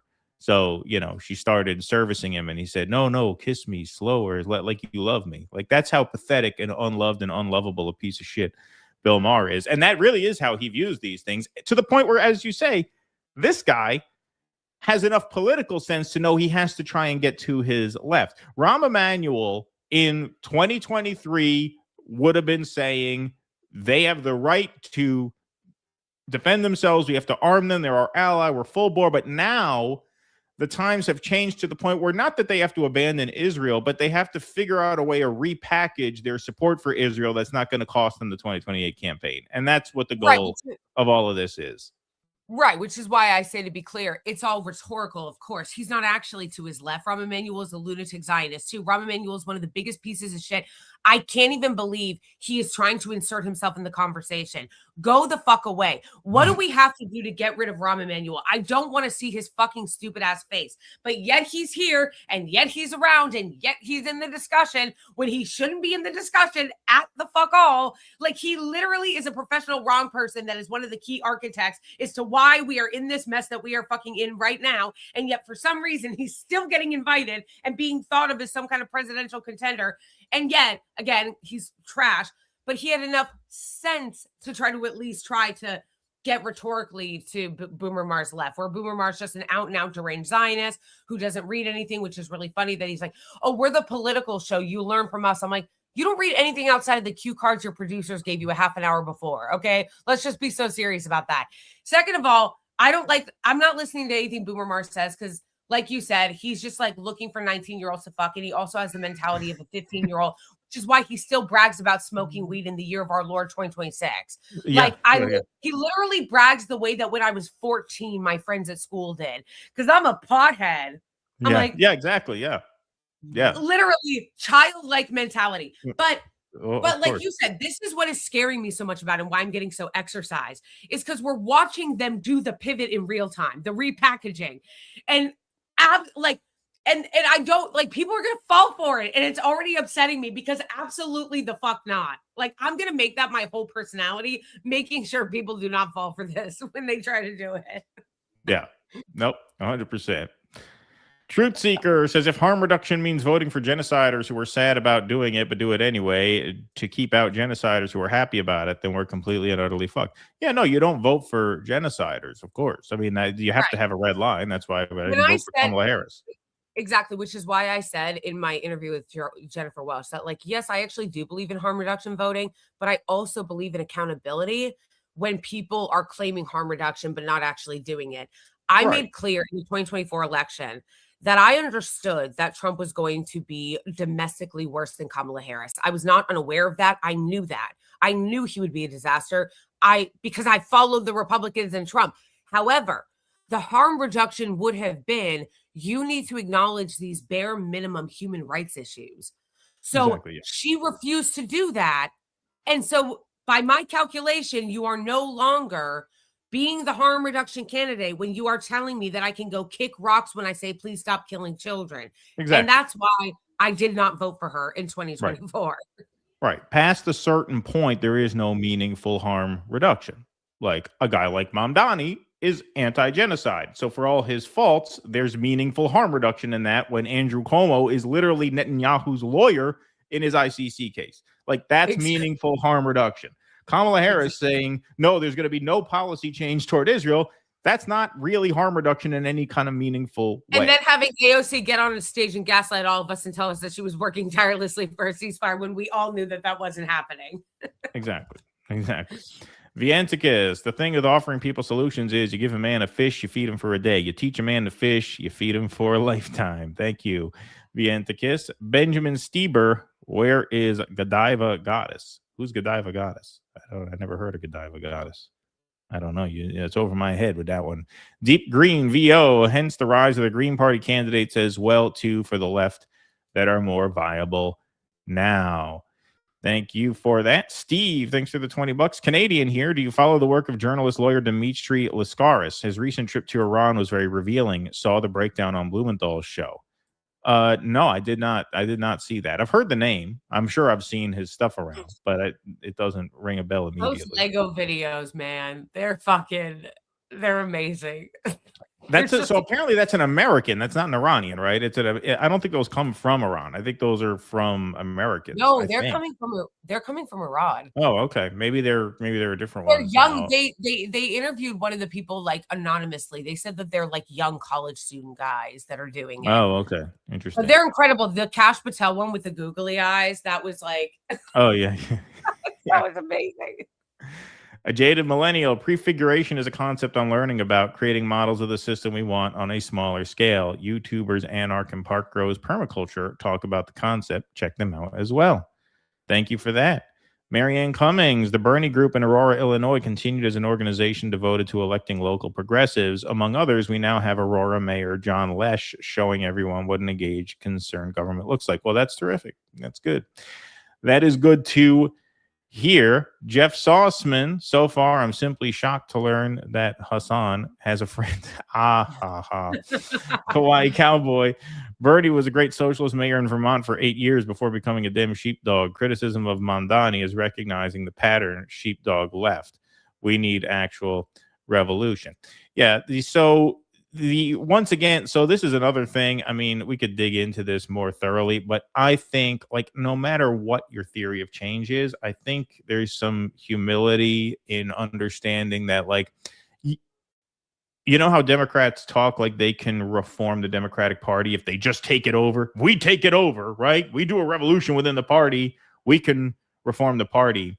You zoom that out, how do Americans sound? How must Americans sound to the rest of the world? How must the American left sound when they act like, hey, you know what? If we could just take control of this thing, we can turn America into a force for good. I mean, most people around the world probably hear that and laugh. Like, sometimes a thing is kind of intrinsically what it is. Like, ask Native Americans on a reservation how concerned they are about the American working class and how important it is to give the working class healthcare. Like, fuck you, you're on our land. Well, you think you're so good because you're trying to take over the country and do something good with it? You're not good, right? we sound like Israelis to the rest of the world, because basically white Americans are pretty much Israelis. The difference is, our genocide happened a couple hundred years ago, so it's more out of sight, out of mind. Right. Like, my ancestors are from Malta, Germany, and Ukraine. So if I wanted to do something really noble, I would go back there. And give the natives the land that we stole from them. So, you could, I feel like there is a certain humility that's necessary in just kind of taking a step outside yourself and thinking, you know what? We are all limited as to what we could do. Especially Yeah. when you look at what other people outside the country have had to say about us, which, if you're like me, like most Americans have never left the country. Most of us have not. The farthest I ever went was Canada, which doesn't even count. So I'm like not cultured, but it was funny that when we started watching all of this stuff and people were talking about revolution, talking about boycotts, this, that, I started noticing on TikTok a bunch of other people from around the world making videos being like, what the fuck is wrong with the Americans? You guys are so, and I was like, wow, the rest of the world rightfully and understandably does not like us and looks at us like, we'll sit there and talk about what we need to do to fight or what we need to do this. But you're right. We're still all here. We're still all not doing that. We're disgustingly consumerism or exactly. We're talking about when we see an Israeli express concern for the Palestinians, we're like, all right, it's nice of you to say that, man, but you're fucking Israeli. Like, you're living on their land right now. So, okay, you talk a good game like you care about human rights. Well, then what the fuck are you doing in Israel? People could say the same thing to us, and we really have nothing to say back that's worth anything, right? I mean, that's kind of the way I see it. I'm French and Irish, so. Yeah, so there you go. You know where to get your ticket to. Vienticus Prime, always only cringe. Thank you for that. All right, we'll move right along. Blakeley, how are you on time? I want to respect your time. Make sure I don't keep you too long. No, I'm good. You're good? All right, cool. All right, let's move right on along then. Let's go on to our next episode in the continuing saga here of the White House Correspondents' Dinner aftermath, or as we call it on this show, Operation Epic Ballroom. That's what I have deemed that. Congressional Republicans rally around Trump's White House ballroom project. Well, look at that. Remember how this was? First, Trump was going to pay for it himself. Then he said his rich friends were going to pay for it. And now, a trio of Senate Republicans on Monday announced they will introduce legislation authorizing $400 million in federal funding to build President Donald Trump's White House ballroom in the wake of a shooting incident that disrupted the White House Correspondents' Dinner. Look at that. Another rug pull. Now you're going to have to pay for it. By you, we don't mean Trump or his friends. No, the taxpayer. Now this is going to be taxpayer funded if these guys get their way. Senators Lindsey Graham, Katie Britt, and Eric Schmidt said they were introducing the bill to fund a project that is vital to national security. Well, of course, the White House Correspondents' Dinner was cut short on Saturday after an alleged gunman, blah, blah, blah. We know all that. Trump, in the wake of the incident, or do we? So we'll see. Whatever happened there, as Carmine Jr. would say, in the wake of the incident, immediately called for the construction of the ballroom as a more secure alternative to the Washington Hilton Hotel, where the event was held. Yeah, no, it makes total sense that the United States government cannot secure a hotel. So because that's too much to ask of the United States government, we have to spend $400 million on a ballroom after tearing up essentially half of the White House. Like, they basically tore down half of the White House in order to do this. The president has previously said the project would be paid for using donations. Well, here he is making that promise back in February. So, and just in closing, I wanted to, you've read a lot. We're building a ballroom. For 150 years, they've wanted a great ballroom at here, even a ballroom, not a great one. Just give me a room, because this is a very small room. Can give me hold something here. Very small numbers of people. And they've wanted a great ballroom, and we're going to build the greatest ballroom anywhere in the world. There'll be nothing like it. And you're looking right here at the entrance. This is a knockout balls panel, are sticking exactly to my where legs the gold here. curtains are. And when that gets opened, there's a magnificent walkway that goes into what will be the most beautiful ballroom anywhere in the world. So we did this no charge to the taxpayer whatsoever. This was all donations made by friends of mine and people that are that love. All donations made by the friends of mine who want to get the contracts to spy on you for the government. All those lovely people. Yeah, you know, we got Elon Musk, we got Jeff Bezos, right? All the guys who want those AI contracts. Those are the ones who are going to be paying for this. Don't worry, it won't cost you anything. At one point, he even offered to pay for it himself out of pocket. At the White House, it would actually be a beautiful addition. It's going to cost nothing. I'll spend the whole thing myself. We'll do a big, beautiful room. But there you go, a big, beautiful room. He was going to do it all himself. A big ceremony to put up a tent. And somehow I think we've outgrown the tent stuff, right? Don't you think? Well, cut to Lindsey Graham. Remember that ballroom that MAGA promised was being financed by private donations? Tax dollars are paying for it. And Graham says the sooner, the better for the country. Introduce legislation that would authorize $400 million to be spent to secure to build the presidential ballroom. Underneath, there will be a lot of military stuff. There will be a Secret Service annex.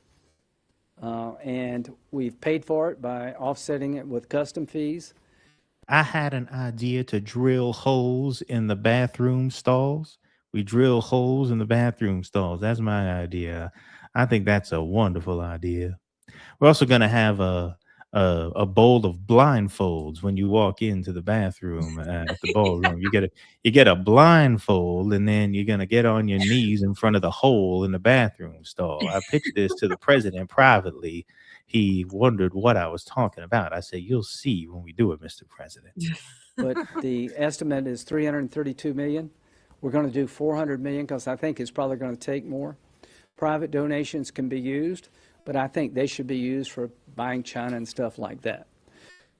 Underneath this ballroom will be infrastructure. So it'll only cost $300-something million, but you know we're going to charge the taxpayer $400 million because you know we're going to need like dishware, right, and utensils.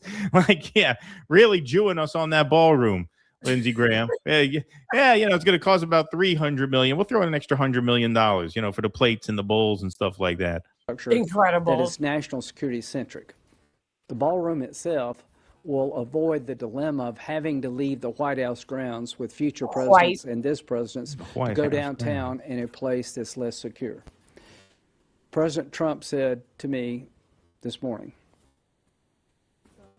yesterday, we need the ballroom not just for me, but for future presidents. He literally could have left his bedroom, walked out the back of the White House, and been at the ballroom. You know, Blakeley, you should have a ballroom. So in case you wake up late for a podcast, you know, you could just slide right into the ballroom and you're good, you know? Wait, you know what's really like, I'm just like thinking about it as he's talking, and I'm like, this is really weird because not only is it obviously a lie that like the White House or the government couldn't secure a hotel, what you're essentially saying is that you accept that this country is so unsafe that our president won't even have the freedom to leave his house. Exactly. Like by this definition, like why would you run a camp? Like, don't you have to have rally? What are you going to have every rally at a ballroom? Like, of course. Like Trump has had rallies, you know, for tens of thousands of people. Presidential candidates have rallies all the time. Like, yeah, you're basically conceding that the country is so unstable that the president can't leave the White House grounds anymore. And literally, don't forget, and they would come back and say, well, look at what's happened to Donald Trump. There has been the attempt on his life. But don't forget what he's saying here is that this isn't even for Trump. This is for future presidents because this is basically not going to be done until he's out of office. So is this for Donald Trump because he is particularly vulnerable to attack? Or is this for future presidents? Why do so in other words, in the future, presidents are not going to be able to leave the White House grounds? No, there's something very strange about this. You're right. You're right. Like, why are they so all in on this ballroom? Congressional Republicans picked up those calls in the last 2 days, announcing plans to introduce multiple bills to clear the way for its construction. In addition to Graham, Britt and Schmidt, Senator Rand Paul from Kentucky announced Monday he would bring legislation, I guess that was their typo, to the floor on Tuesday that moves the project forward and would not require new taxpayer costs. So I guess we're getting that bill today. Could be happening right now as we're on the air. But he says, I'm dropping a bill tomorrow Let's build the ballroom. Now, here's Katie Britt, U.S. Senator from Alabama, completely embarrasses herself by claiming a multi-million-dollar party room for Donald Trump is a massive advancement for America. The absolute delusion of these politicians prioritizing a literal ballroom over actual working class struggles. Why it is that every idea. Oh, sorry, this is low volume. I found this at the last second. Good or not, Democrats choose to oppose it if it has anything to do with Donald Trump. If Donald Trump comes up with it, then it must be a bad idea. And inherent in them at this very moment is they have to object to it. Look, this isn't even about him. This will not be done until the end of his term. This is about future presidents. Sorry, so then why do you care so much? Like you were saying. Like, it's very strange. Like, why do you want this so much? Is it because of what you're going to build under it? You said you're going to have Secret Service stations. There will be CIA military installments underneath. Is that what it's about? Is that what we're talking about here? Are there plans to suspend the election in 2028 and have the president declare martial law and need this bunker under a ball? Like, what is it here? Because if Trump is not even going to be able to use this, as she's saying, then what do you need this ballroom for? And isn't it crazy how all this talk about the ballroom happened after the White House Correspondents' Dinner incident? Oh, you got to unmute. And did you see the tweet? Oh. No, you're good. You're good. You were just on a little, you were just on a lag. Did you see the tweet? Did you see the tweet where somebody put together all the MAGA accounts being like, it's time to build the ballroom? Yep. I was like, no, it's so sus. It's so sus. Like, and the more I listen to them talk about it, the more I'm like, something is not right here. What the hell is going on? This is not just like Donald Trump wanting his, like, trying to fleece the taxpayer for his stupid golden whatever the fuck, which that it is. But there's also something that is not making sense that is just so sus about this. Like, again, like, so you're saying that the president can never leave his bunker. Why does he need a bunker? So he can never leave. He can never campaign. He can never go to events. You're saying that we can never have an event at a hotel, that Secret Service is also incredibly incompetent because they can never protect him at an event. And everything around this shooting was incredibly fucking sus. Anywhere Erica Kirk and a tissue is, I'm like, something is not right. Something is happening. Something is going on. It's also rehearsed. There were people literally taking selfies during the alleged event. Like, they showed people in the ballroom like, taking selfies. I'm like, and then all of a sudden, of course, they lie. It's just like Mexico. We're still waiting on Mexico paying for the wall. And now it's like, okay, the taxpayer, of course, is going to pay for it. And they try to make it, it's just the Democrats don't want it.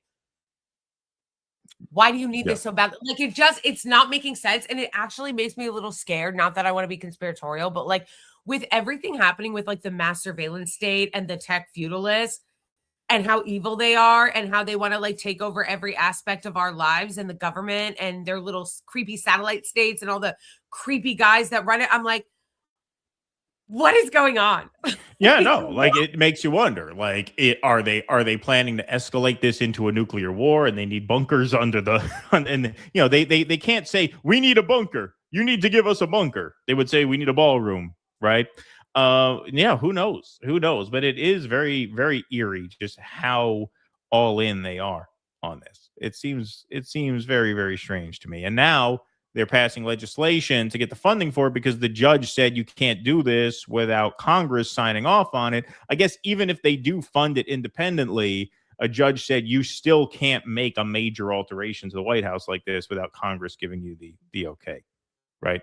Right. So, and that's the thing where it gets so discouraging. And again, we go back to like how fucking loser, useless the Democrats are, is that it's like there is a expectation that the Democrats will help. Like that we all have, because we know that they love to. Like if the shoe were on the other foot and a Republican were in office right now and a Democrat were trying to push this ballroom, we know that the Republicans would be swearing to their base and would do everything they could to block the Democrat from doing what they said they wanted to do. But we know since it's a Republican in office and a Democrat are the resistance, we know that they're going to get what they want and that it's going to pass because there's going to be some villain that they come up with, and Chris Coons or whatever in the Senate and a couple of assholes in the House are going to be like, we decided we are going to vote with the Republicans. Marie Gluesenkamp or whatever the fuck will be like, I decided I was going to vote with the Republicans.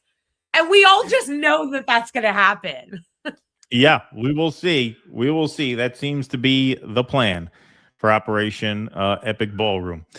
All right, let me just put our scroll up here, and we got one more segment to do with Blakeley, and then we are heading over to Rumble for our members-only portion of the show. But if you want to join that, please sign up, dudissidents.com/Patreon/Substack or /locals. We are heading over to the members-only room after this next segment and super chats. We got 25 of you guys hanging out in the members-only room right now. We'll see everybody else over there in due time, of course.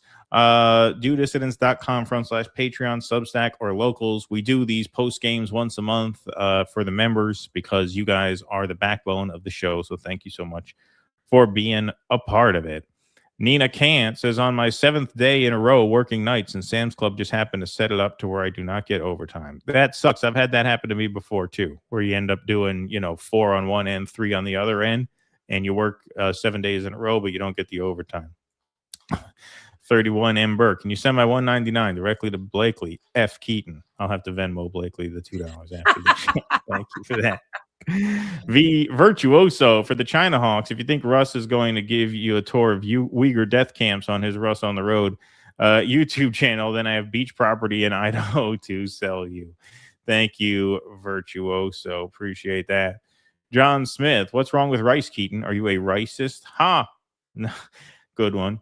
Actually, I like rice. It's just that it doesn't seem like a great theme for a channel. Feel like you got to do a little more for a cooking channel. Love from Bahrain, says Satanica. Much love to Blakeley, and I hope the move went smooth enough, Keaton. It did. Like I said, still echoing in this room a little bit because I haven't put in a rug or I haven't done any of the soundproofing yet. Just scrambling to get the shows in the can while I'm here holding it down solo for all you guys. Vientica says, you know how there's comparative thinking going around between men and women where men have a wider range of intelligence? It's the same thing with Jews and humor. There you are. Vientica saying Israel committed a genocide while wanting to be allies is saying that I should still love and respect my mom after she shoved a spiked baseball bat up my ass. Don't. Exactly. EO Shush. It's sad what happened to the Jews in those concentration camps, but I like Jews that don't get captured. Ha ha, good one. That's a good one. Let's see. Pete Sweet, why is there never a disclaimer when Jewish cabinet members like Sherman or Jewish newscasters report on Israel that they're Jewish? Palestinians are always called out and demonized if ever brought on. Yeah, no, I think that is a good point, that there's definitely a double standard for sure. Kuznetsky Bassane, I bet that in a 23-state solution, Israel would have the only well-armed military. Yep, I think I sense you're correct about that. Emmanuel destroyed Medicare for All in 2016. Yep. Please call it the Epstick Ballroom. What's that? I said, yeah, Rahm Emanuel has a long list of things he's destroyed. Yes, indeed. He is a very, very destructive person, and I think it's funny that he thinks he's going to win the nomination in 2024. That'll be pretty funny. Truth Seeker says, ironic, it's the same $400 million price tag for the bribe or gift of a plane from Qatar. That's right. Pete Sweet, they know the pitchforks and torches are coming. It does seem like they sense some sort of unrest event or perhaps a nuclear exchange. Every ballroom was made with worker money. That's right. Okay, let's move on to our final segment of the YouTube portion of the show. Once again, folks, if you would like to gain access to the full show today, patreon.com/DoDissidents. You could sign up for just $5 a month. It helps us out tremendously. Okay, so After the White House Correspondents' Dinner, we are now seeing, of course, it's par for the course whenever something like this happens. More calls for censorship. Here's Carolyn Levitt compares the free-speaking Americans who question and criticize their government to an attempted presidential assassin. They're coming for free speech. Let's take a look at this one right here. Oops, sorry. There it is. Manifesto of this shooter, ask yourselves, how different is the rhetoric from this almost assassin than what you read on social media and hear in various forums every single day? The answer, if you're being honest with yourself, is that there is no difference at all. Much of the manifesto of the would-be assassin is indistinguishable from the words that we hear daily from so many. Yep. And here is Mark Levin now calling for what? Private companies to take it upon themselves to censor people. So remember when the liberals advocated for censorship and you would say, well, that's not right. That's against the spirit of the First Amendment. And they say, First Amendment? What First Amendment? They're private companies. They can do what they want, right? Well, that is a very right-wing point of view. And it was inevitable that the right would seize upon that the minute that they felt threatened by other people's freedom of speech. So here is Mark Levin. This have happened, but it really is problematic because so much of it is protected. And you heard people say, don't you believe in the First Amendment? They don't even know what the First Amendment believes. Do you want to deplatform people? You know, the libs do that. I don't have any problem with deplatforming Nazis or jihadis. I don't have any problem with deplatforming them. What does that mean, deplatforming them? A government law? No. It means that X or Twitter or Facebook or Amazon with Twitch and so forth says, you know what? You're a lowlife. We're not paying, get off our platform. What's wrong with that? It's called.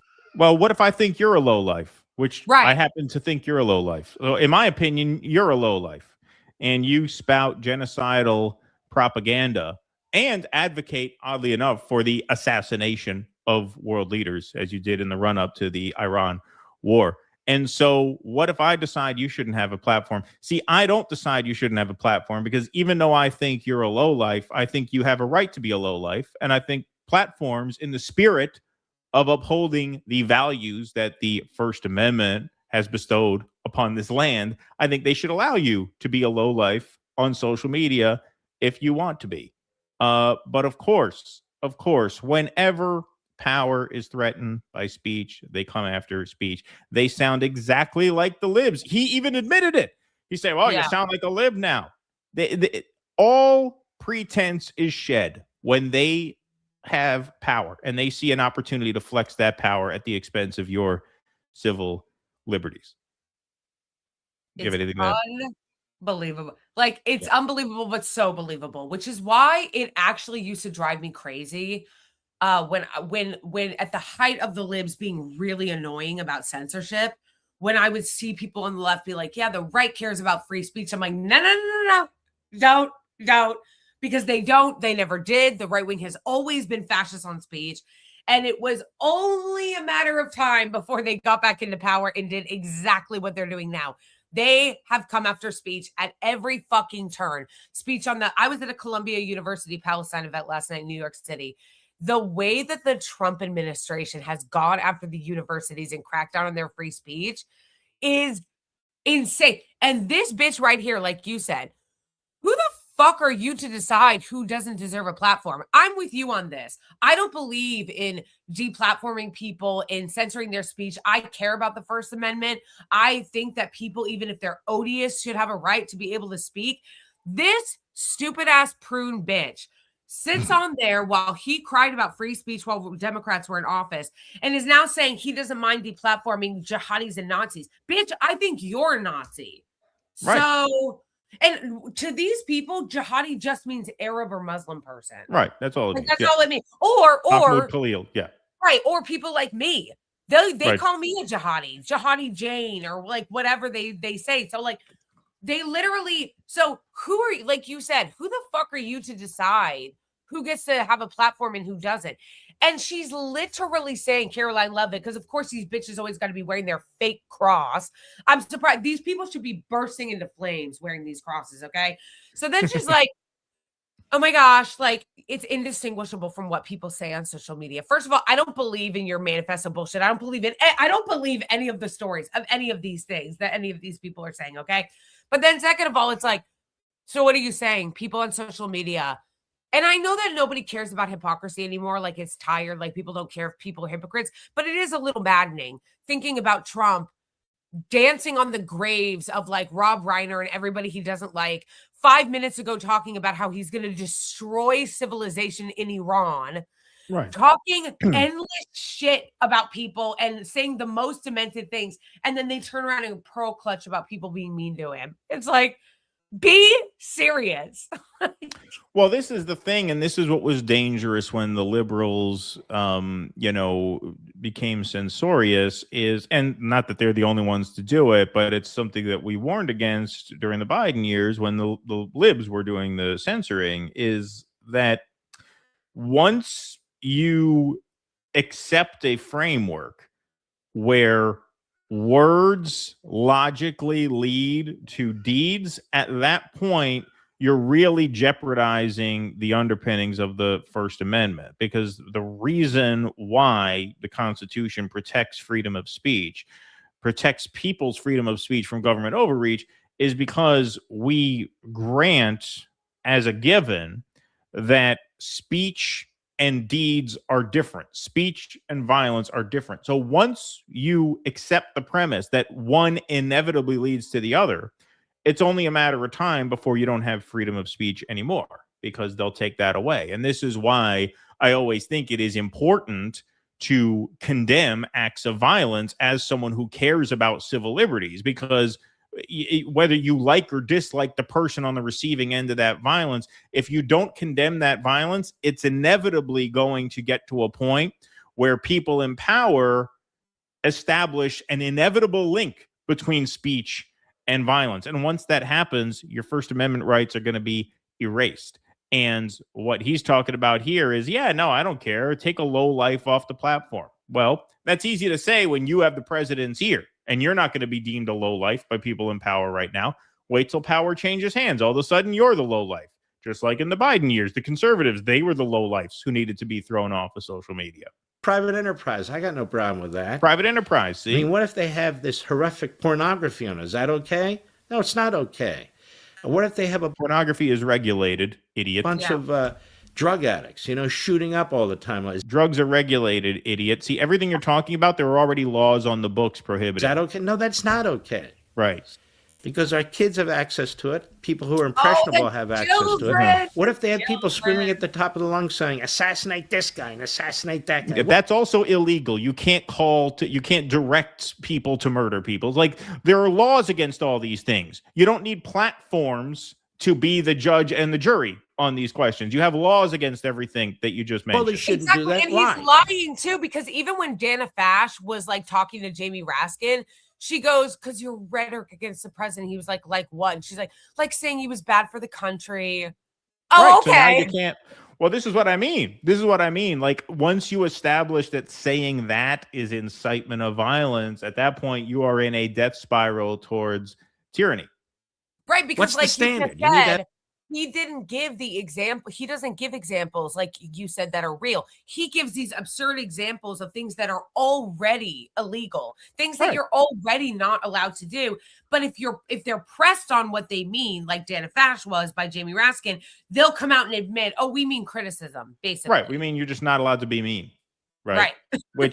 And the irony is that all these social media platforms, their bread and butter is people being mean to each other. literally. If people got along on Twitter would be out of business. The reason these companies are in business is because people fight on them. Have a standard. What should the law be? What does the Constitution say?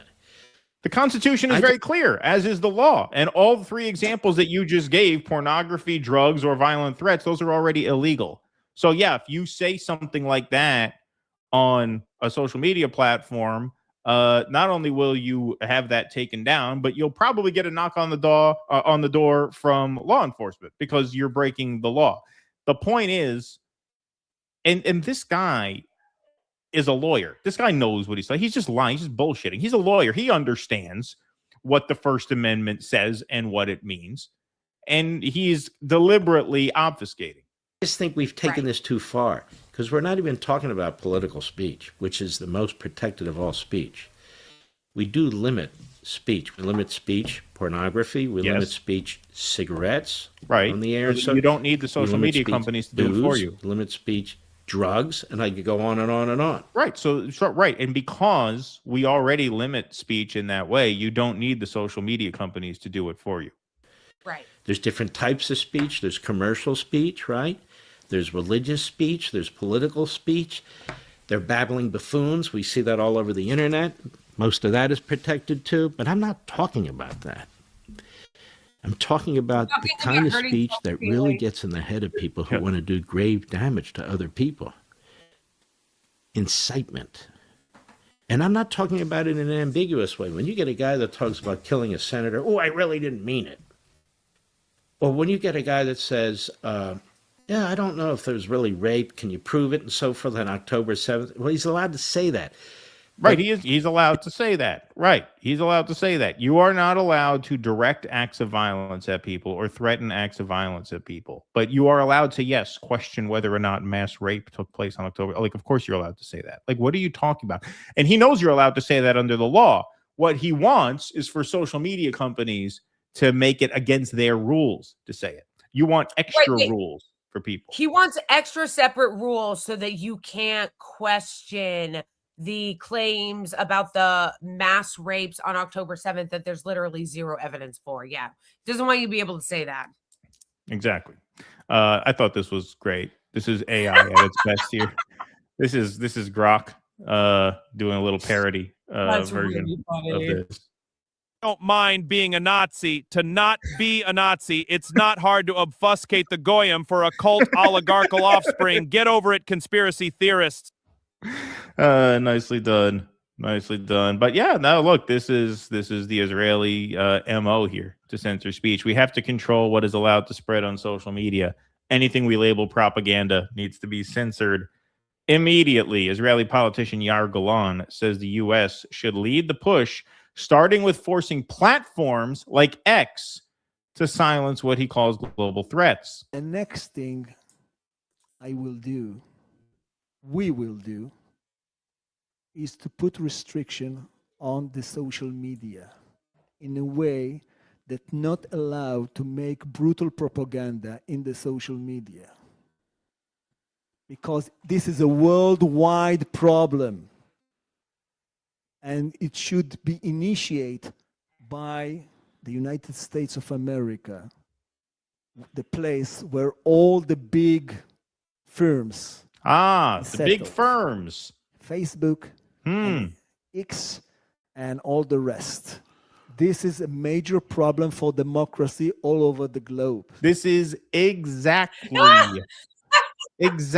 what the Biden administration did, that they were sued for, that the conservatives were up in arms about leaning on social media companies, using the coercive power of the state to pressure social media companies into deplatforming people who expressed views that the government did not want expressed. This is exactly it. It's the under the guise of playbook. Protecting democracy. Yeah, the exact thing. It's amazing. It's amazing to see, but it's really not amazing. It's an age-old truth that power protects itself, and the way power protects itself is by suppressing dissent. And what the Republicans have now proven is that they did not mean a single word of all of their free speech bitching when it was Joe Biden doing the censoring. And I was against it when Joe Biden did it, 100%. We did countless segments about it.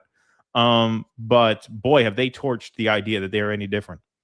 In fact, you could argue they're worse, since they actually locked Mahmoud Khalil in a cage for 104 days for expressing wrongthink. And arrested Mohsen Madawi, who I got to meet last night. It was really cool getting to meet him at this event. He was also kidnapped by ICE and held illegally at his green card hearing. So like legally going to his hearing, and they kidnapped him. Like, it's actually amazing. But also, I don't know how this doesn't infuriate people to see this. Like people like these bitches who you don't even go here. These Israelis being like, what America needs to do to crack down on their speech to protect democracy. It's like and once they take it, which is why people have to fight back against it, is that it's like once you set these precedents and they're able to pull, it makes it harder and harder and harder to get it back. And if they're able to take our free speech away, well, then we really don't have anything. That's like the foundation of everything that we can build on as far as anything happening in this country, or you don't have anything if you don't have the First Amendment. If they're able to take that away, like that's why like people, I feel like sometimes I don't feel like people are taking it as seriously as they should, but it is really serious and we should take it seriously when they speak like that. Yeah, obviously. I mean, the First Amendment, that's everything. If you don't have the right to speak, then you're not free. I mean, right. And that is the bargain that this country makes. You know, there are other countries that make different bargains, which is, hey, you have less free speech, but you're guaranteed health care. You have less free speech, but you're guaranteed housing. We're not guaranteed any of that. All we're guaranteed here is the right to run our fat fucking mouths as long as we're not threatening to hurt anybody or libeling or violating the law in some way that's already documented. It is not up to Facebook or Google or Elon Mark Musk Levin to say, who gets to say what, or Mark Levin. Exactly. All right. Well, yeah, he is one of the worst for sure. No doubt about that. All right. Well, Blakeley, I got some housekeeping to tend to, and then I'm going to start my members only portion, but I will let you go. Thank you so much for joining us today. Let everybody know where they can find you. There's the handle there. Yes, thank you. I am Blakeley on pretty much every platform that you can think of. I'm on a couple of them, like X. There is an underscore before the I. But other than that, yeah, that's everywhere you can find me. Thank you, Keaton, so much for having me on. I apologize again for being late. No, you're fine. No, you weren't late. You just kind of disheveled. But thank you for working with me. And also, like, of course, shout out to you and Russ and all the great work that you guys do over here and to your whole audience. I really appreciate you having me on. Anytime, by the way, if you ever need another fill-in, anytime. And can't wait for Russ to come back and see what you guys are doing over here. But thank you. All right. Well, thank you so much. Great to see you as always. Keep up the great work. You too. Bye. All right. Bye-bye. All right, that's Blakeley, everybody. Round of applause. So thank you so much, Blakeley, for joining. We are going to read our remaining super chats in just a moment, and then we will be heading over. So if you would like to join us for that portion of the show, patreon.com /do dissidents. So let me just figure this out here. Okay. Sorry about that. Patreon.com /do dissidents. There we go. For $5 a month, you get all kinds of bonus perks, including the remaining segments of the show today, and of course, our post-game Q&A. So before we get to that, let me stop for a brief word here from Rumble Wallet. Here's a little inside scoop that many of us creators are talking about behind the scenes. It's actually one of the reasons we use Rumble, because they've made a way to super chat creators so we get paid immediately and without any fees. YouTube and Twitch take up to 50% fees when you tip us creators, but this method takes none. That's right. The platform takes 0 fees. We keep nearly 100% of what you send us. You can super chat us with Bitcoin, Tether USD, or even Tether Gold stable coins. The tip will show up directly on our Rumble chat, which, of course, we read throughout the live stream. Works the exact same as any other Rumble rant that you send. All you have to do is download the Rumble wallet on the App Store and send the tips to your favorite creators. So you can go to wallet.rumble.com, or you can download the app directly from the App Store. Super quick and easy to do. The interface is super user-friendly, and it's an amazing way to get rid of the middleman and help the free speech creator economy. So once again, shout out to Rumble for this disruptive technology. That's wallet.rumble.com. You can scan the QR code or search Rumble Wallet on the App Store. Okay. let's move right over here. All righty. So let's get to some super chats and some Rumble rants before we head over to the post game. Got a couple more segments to do over there, and then we will, of course, be taking your calls. Ravid Laz says there's going to be Jew tunnels under that ballroom. That's why they're so hell-bent on it.